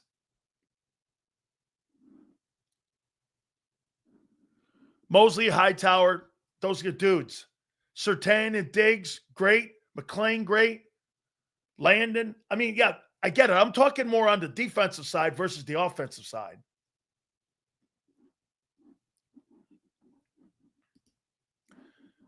Facts, Trey. I prefer both guys. Okay, let me see here. I don't know what that is. Uche wasn't here. Ojolari wasn't here. Plus the guys Sills just named. Those guys weren't here. So when you guys are trying to tell me they were in the system a year. Now, listen, when you're on the football team and you're playing in that system like that, there's something to that. You're in the environment. I'm not saying that that's not true. So could it be that we didn't lose any coaches on defense? So again, Kyle, this comes back to Kevin Patullo. Like I brought up today. Is that right? This comes back to Kevin Patullo. All right. Sills, what I meant by is the players who started on defense, rather those players who were either drafted or on the bench, such as Q, Carter, Cooper, Bond, all have more experience. I'm not debating that. Abe, I'm debating that how can a team and a unit be further ahead of that unit? I get it. By the way, to Zader's point, defenses traditionally are ahead when you're going into training camp. No doubt about it. But how are you ahead of that unit? That's a Super Bowl offense. How can first-year guys be ahead of that Super Bowl offense? How is that a good thing? When your offense a year ago, when it came to game day and week to week in the regular season, you were not the best football team a year ago in the regular season of the NFL. You understand that, right? You were not. The Lions were.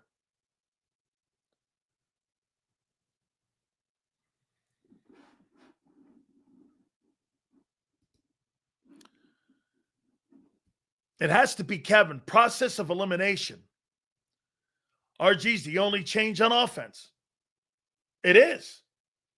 The only change that you have on offense right now is right guard and a coordinator. And so far, it's slow process. Now, I'm going to say it one more time to kind of back up on it a bit. There is no doubt they could be working on a ton of things. There is no question that they could be working on a boatload of things. I think they are just implementing more. Now, this could be, hey, Drozo, this could be. But didn't Kevin Patullo say the other day they're streamlining and they're becoming more simplistic? They're not really adding. They're simplifying. So if you're simplifying, you're not making it more complicated. Those are his words. Seals, it could be that Patullo is still learning how to play call against a veteran DC like Vic. Now, again, Vic said something today, too, at the presser that I think you have to take into consideration. There have been a lot in 11 personnel, which means that they have not been given the opportunity for that defense to be in base. So we have to wait and see. Now, again, I'm making this point here to you guys. It's not a concern. It's more of a focal point, if that makes sense. Okay? Follow me here. I'm not talking to you about like, hey, this is very concerning. Cornerback and safety for the team is concerning. This is more of a focus. You know, does that make sense? This makes me, for me, again, it's a focus. Okay? So let's keep an eye on this. The safety and the corner position, I've got concerns. Okay? Again, my point would be if the Eagles, with all of that talent, let's do this one more time here. We asked this question, I don't know 3 months ago? So let me ask it again. How many people here believe that the Philadelphia offense lived up to full expectations? And how about not expectations? How many people believe a year ago that that offensive talent played up to their 100% abilities? How many people believe that?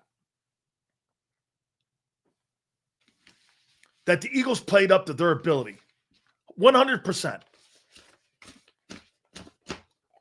Second best running attack, 30th in the passing game.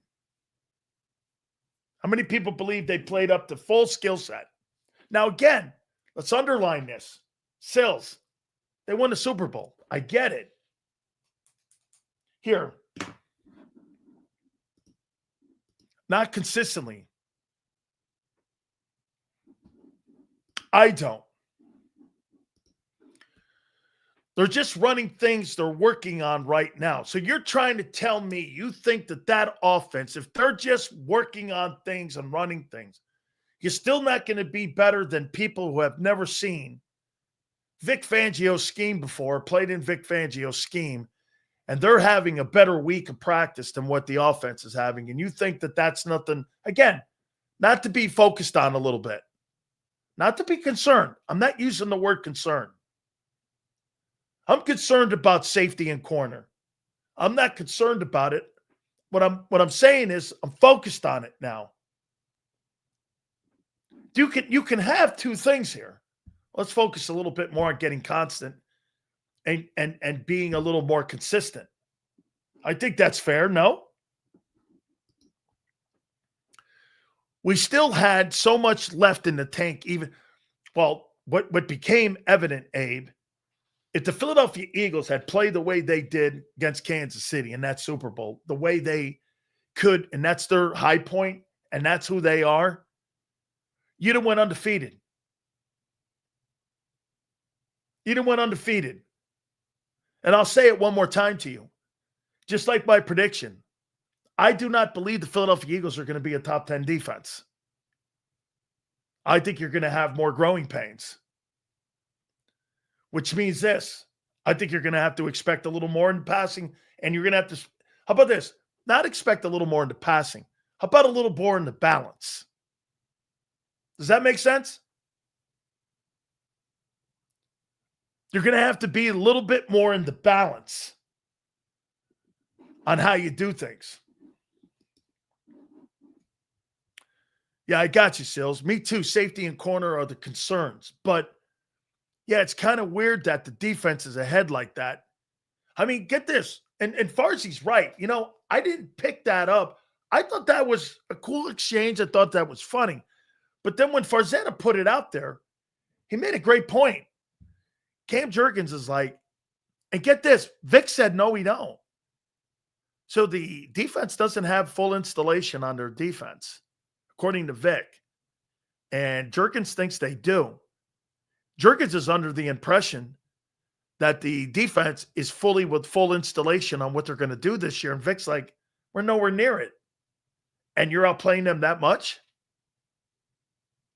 That's not a focus for you?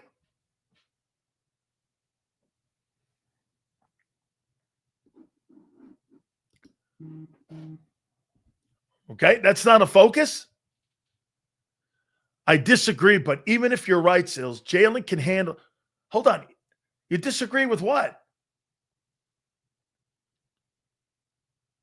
I mean, the offense is behind that defense right now. They're behind them. Anybody who's out there will tell you. Now, I'll say it again. Most of the time, defenses are ahead. But that's a brand new unit. Okay, Preston. Well, Preston, I'll tell you this. How are you telling me you're going to be a top 10 defense when you have problems at corner and safety at the start of training camp already? And you think you're going to be a top 10 defense when you had Slay and Gardner-Johnson, who was second in turnovers, and Slay, who made the Pro Bowl. And you're going to be a top 10 defense. Look, I feel pretty good about Sweat now and Milton being replaced. I'm starting to think that the focus now is going to be Slay and Gardner-Johnson. What does Carter have to do? Dude, you can have Dexter Lawrence on your defense. And if your defense is getting beat other places, it doesn't matter. It's a dumb take. Here's once again, Twiz doesn't get it. He hasn't gotten it for 4 hours.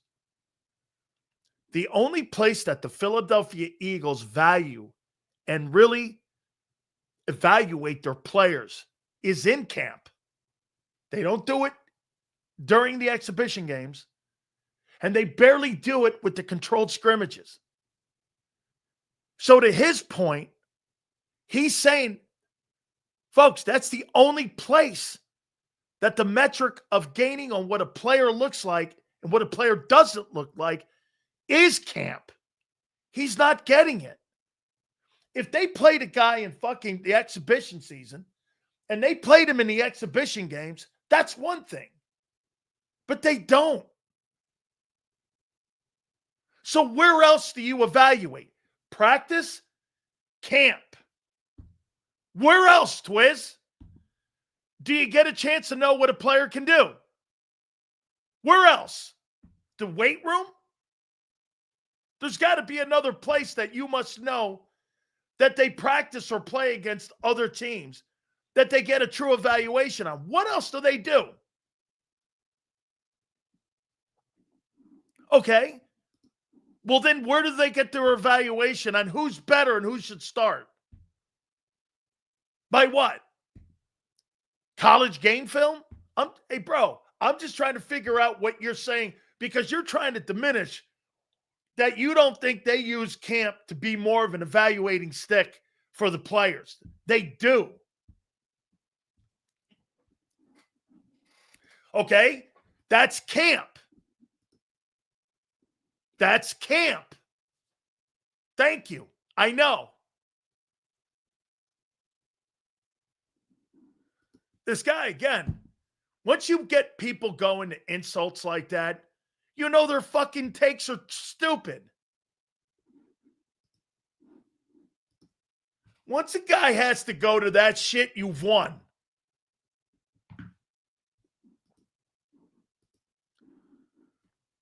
It's actually exciting to see what is going to happen at those two positions. I'm excited to see if Vic can work it out. If not, then it is what it is. They got to go into camp and make it work. Okay. Plenty of draft picks to trade. I'm just saying. Again, this goes back to the other question we asked, which would be this. All right.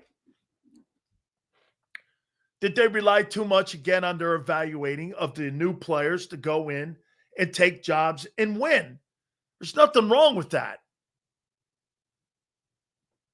Okay?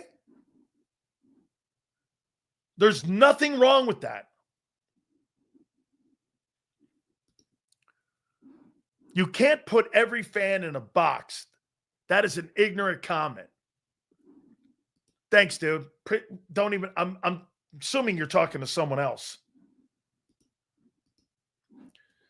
That's what scares me. We can't wait until next year. Now, you heard Farzetta even say it. He doesn't think they're done. Think Howie even said it, or Xander said it, that they're probably not done. Okay? They're probably not done. So, you know, people just don't see things the same way, Big Sills. Okay, honestly, there is no wrong or right because it's day by, I'm not sure what you're talking about. No one knows anything right now. I know this, when a guy struggles in camp and people are getting beat in training camp right now, and the only way that you evaluate CK40 is the only way you evaluate in camp is through training camp and through practice, and you don't use the exhibition games. See this here? Again, that they use not only the pad practices. So, Twiz, what do you got? 13 pad practices? Do you think that's okay?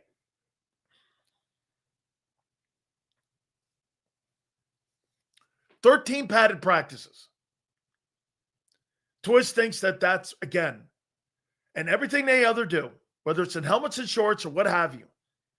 Here's the rule, folks. If you tape it, you're being evaluated for it. If they put things on tape, it doesn't matter if you're in helmets or full gear. You're being evaluated.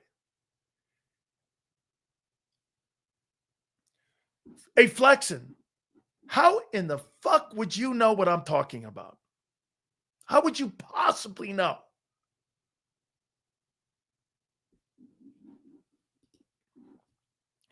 This roster is not in stone. It's in jelly. Okay? So we're going to easily stick a piece or two into the mold before the deadline. You got that 1 week prior to going into the season, too. Okay? That is a fact. I understand that. I'm just saying it's day 5 together, okay?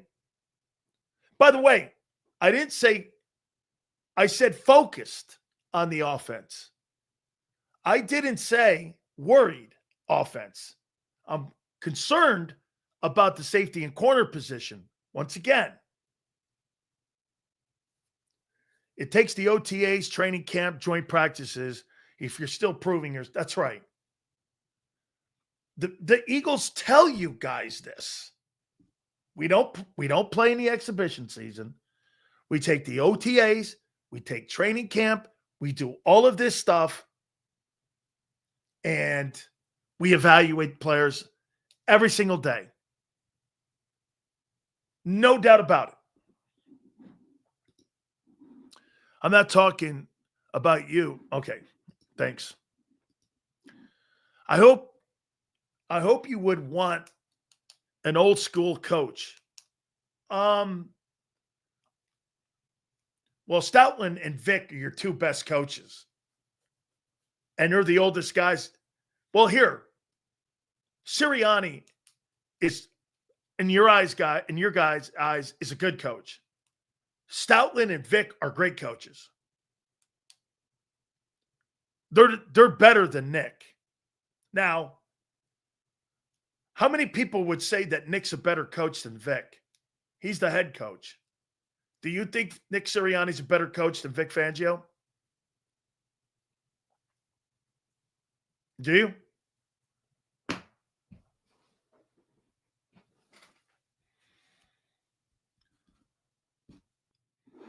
You think that Nick Sirianni's a better coach than Vic?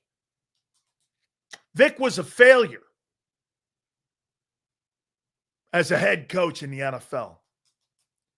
No, I'm asking you who's a better coach. By the way, Sirianni failed as a play caller. As a play calling head coach here in Philly. Failed. He was 2-4. And then when he took over for Brian Johnson, what was he? 2-4? And what was that thing? 11-6? He's 13-10. Or excuse me. He was 2-4 and 11-6. He's 13-10 as a play calling head coach in Philadelphia. Okay. Brian says not sure. Okay. People tripping thinking Nick is better than Fangio.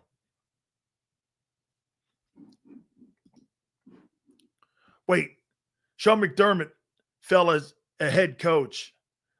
He's a DC. What is this? Wait, Sean McDermott failed, I'm assuming, as he's a DC trash. Sean McDermott has won the division title every year he's been the head coach in Buffalo. I don't think he's a good head coach. I think he's a better defensive coordinator, in my opinion, if that's what you're saying. I'll go there.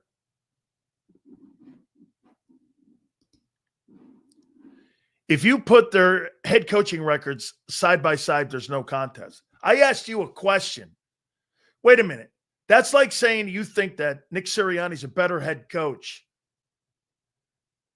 than Dick Vermeil because he's got a better win percentage.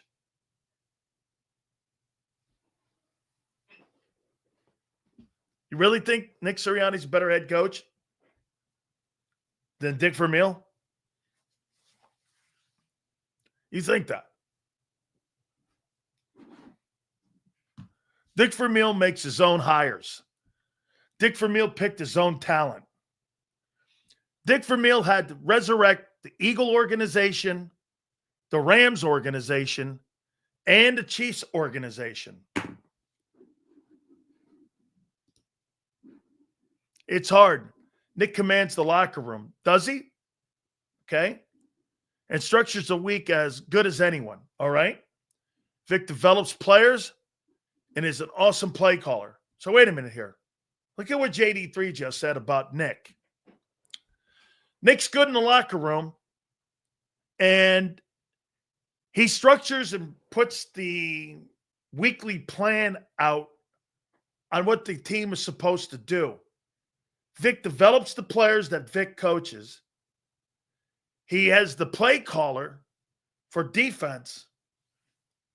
Who's a better coach? Sounds like to me you're comparing a guy who is a better organizer versus a coach. You're giving me a guy who knows how to put library books in a library shelf versus a guy who writes the books. Are you not?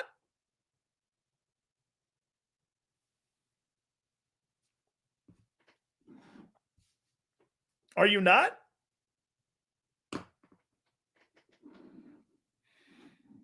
Dick Vermeil has no Super Bowls. You might want to check that out, buddy. Sills, I saw a take about the Eagles having a dome stadium. Let's write that down there because I didn't bring that up the other day.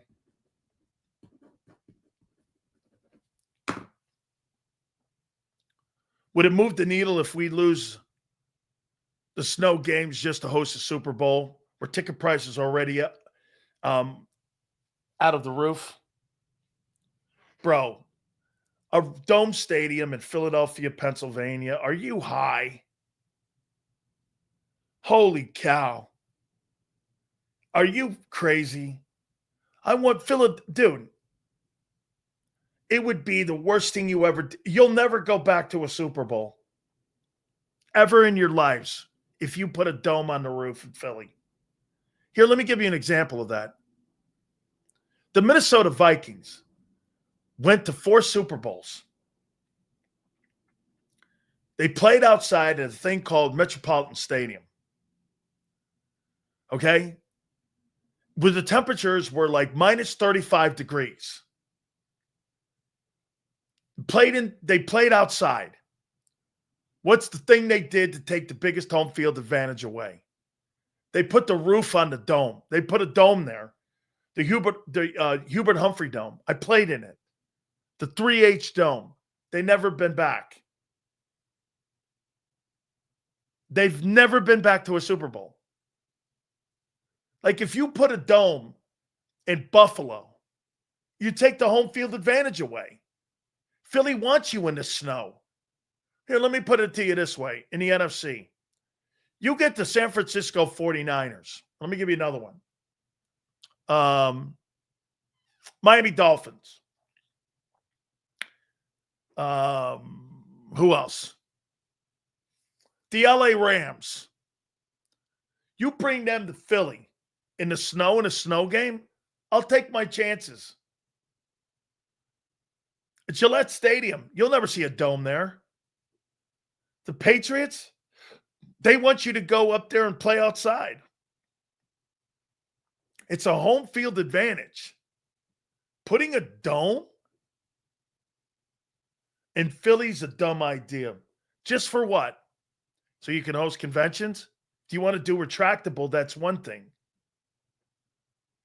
And okay, I mean, you want to do something like that so that you can host multiple events outside of football. But having a dome in Philly, hey, let me ask you this. How many people would want to see a dome in Philadelphia, PA for the Philadelphia Eagles?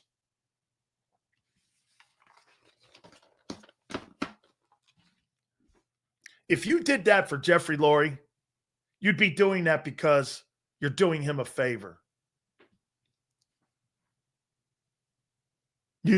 There's no way you'd vote that for him. As much winning as he's done for you, you would never give him that. I think you would give him retrofitting. I think you'd even give him a new stadium if he so wanted it. But I don't believe that you would give him a dome stadium. No way. I can't see that fan base voting for that. Could you imagine the history of that place having a dome in Philly? Man, would that be the most generic thing you could possibly do?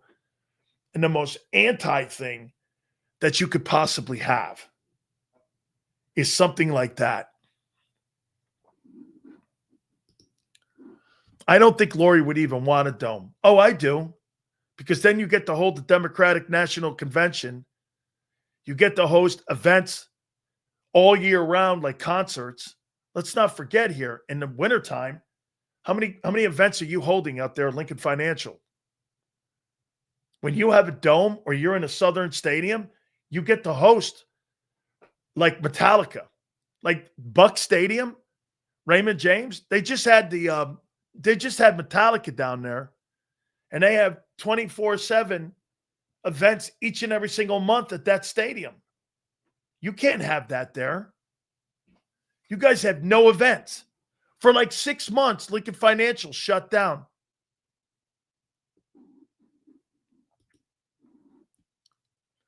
The players said they are designing new plays to look like the same motion. I heard that. And that was Tanner McKee saying that. And formations of current plays. So marry up with new plays to match existing plays, formations and motions that need reps. Yes, Matt D.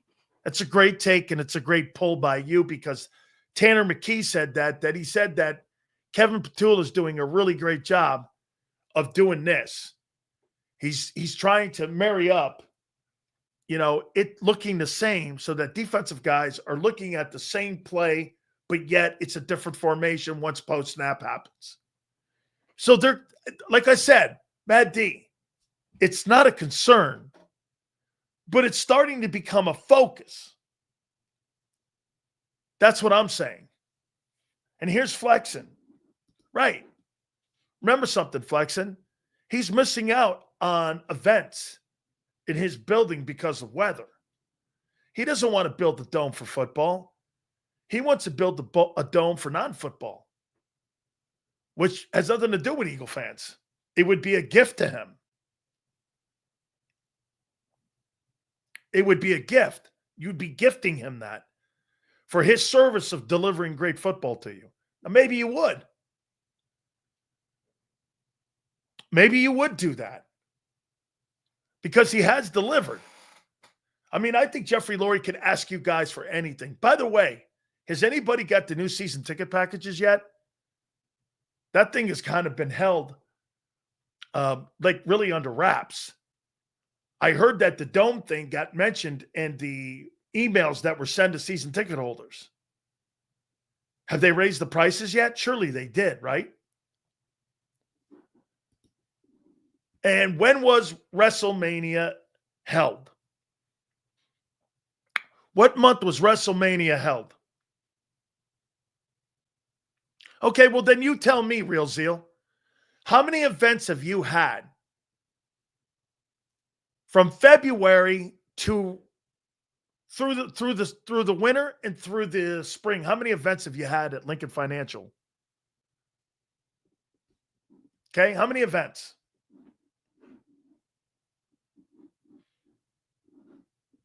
After you guys get done playing in January, how many events have you had at Lincoln Financial? I'm not even sure you have the Army-Navy game anymore.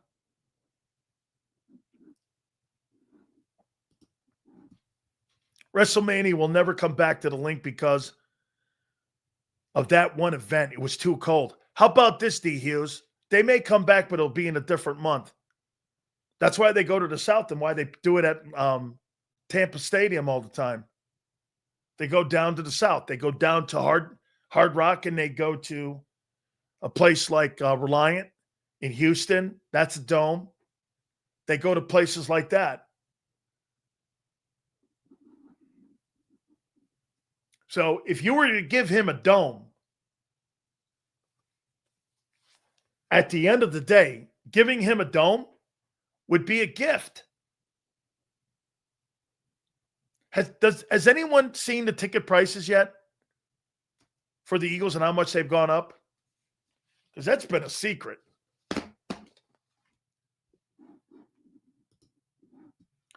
And Philly people need to be taxed so it gets done. Okay? A retractable dome. So you're going to leave the dome open and let it snow when you have a dome. Highly unlikely. The NFL would never allow that. You'd have to close the roof. Because the away team, what if you're playing a team that plays inside like New Orleans? They're going to demand that you close the roof because they play in a dome. Dome teams outside, how do you think they do? They do horrible when they got to go play away from the dome. Look at Indianapolis's record in the postseason with Peyton Manning. Outside, I mean, when you have to go and play, look at that,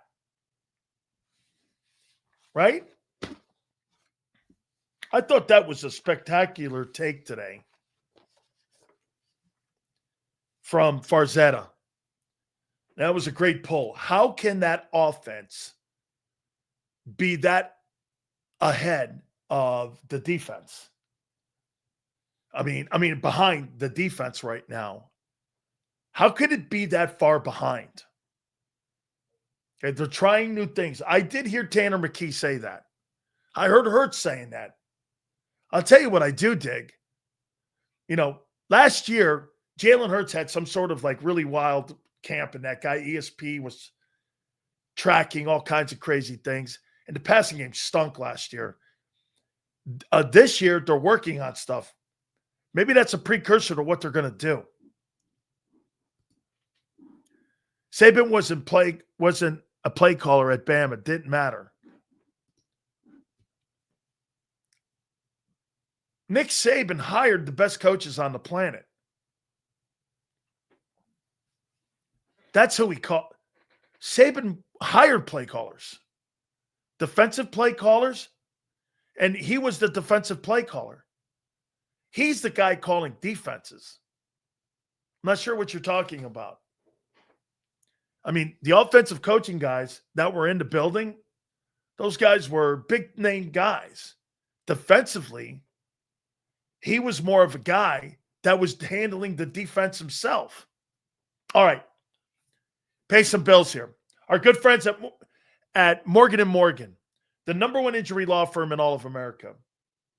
Folks, the reason why they're number one is because they win. Make no mistake about it. Thousands of attorneys from coast to coast. And they show you why each and every single month, every single case is because, again, this has been a mantra with John and his family. From the beginning to where we are right now, 25 years plus, on why they're the number one injury law firm in all of America. Folks, do me a favor. This will be the greatest decision you ever make. Go to forthepeople.com/big sales or pound law 529. That's forthepeople.com/big sales or pound law 529. And do me a favor. You tell them Big Sales sent you. This is Eric. When he got injured in a car accident, he called Morgan & Morgan. He not only gets a lawyer, he gets trial lawyers like Sam and Jessica who are in it to win it. He gets his own investigators with briefcases, leather ones. And if you ever have questions, our customer service folks keep things rolling. Injured? We're your army. Morgan & Morgan, America's largest injury law firm. Your financial future is on the line. Are you ready for what's next? At Leone & Company Wealth Management, we help young professionals, business owners, and pre-retirees navigate the complexities of building and protecting wealth. For young professionals, we'll help you grow your wealth, plan for your future, and make the most of your hard-earned dollars. For business owners, we provide strategies to protect your company, manage risks, and create a lasting legacy for both your business and personal wealth. For pre-retirees, we'll design a plan to secure your retirement, ensuring you can live comfortably and confidently in your next chapter. Whether you're just starting out, managing a thriving business, or preparing for retirement, we're here to help you take control of your financial future. The first consultation is on us. Get the advice you need without the cost. Let's make your financial vision a reality. Take the next step. Scan the QR code to schedule your free consultation today. And of course, go Birds.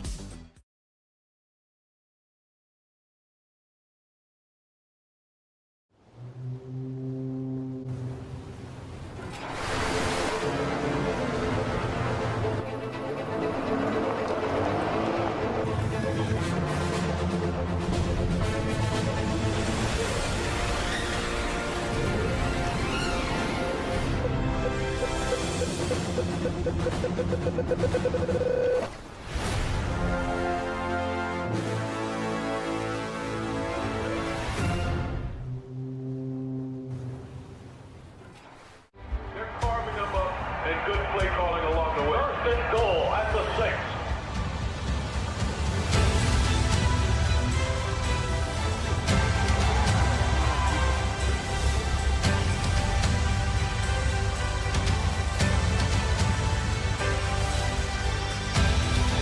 On the field of life, First Trust Bank is there for you. Champions on 3. 1, 2, 3. Because Philadelphia dreams deserve a Philadelphia bank. In our hometown, we all look out for each other.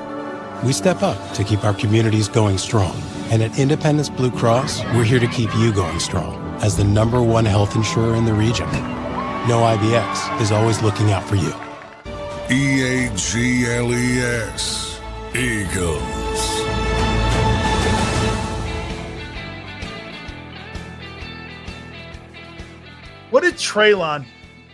What did Burke's career end up in Tennessee? Xander brought it to my attention yesterday. He got cut. What did he do since he got? See what his numbers were in Tennessee.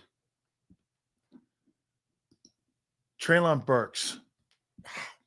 What a colossal disaster. This was the Eagles' 18th pick they sent to Tennessee for this kid so that they could get A.J. Brown in a trade. He started 17 games in 3 years. He played in 27. He had 30. His best year was his rookie year. He had 33 targets, or 54 targets, 33 catches, and 444 yards. He's had one touchdown in his career. 699 yards in 3 years and in 17 starts and 27 games he's had. Man, that has to go down as one of the absolute worst deals of all time. Man, I mean, he was the 18th pick, right? That's the Eagles' 18th pick they had. They had those 3 first-rounders, right? And they sent that to Tennessee in that draft, and that's that draft day trade that they got for AJ. Wow. Dude, look at what the trade did for AJ Brown, and then look at what they got for Wentz. I think Jalen Carter's part of that. I mean, wow. Okay. All right, guys. Hey, listen, I appreciate you guys 1,000%. Make sure you stay tuned for Birds 365. We will see you tomorrow, and we will see you on the flip side.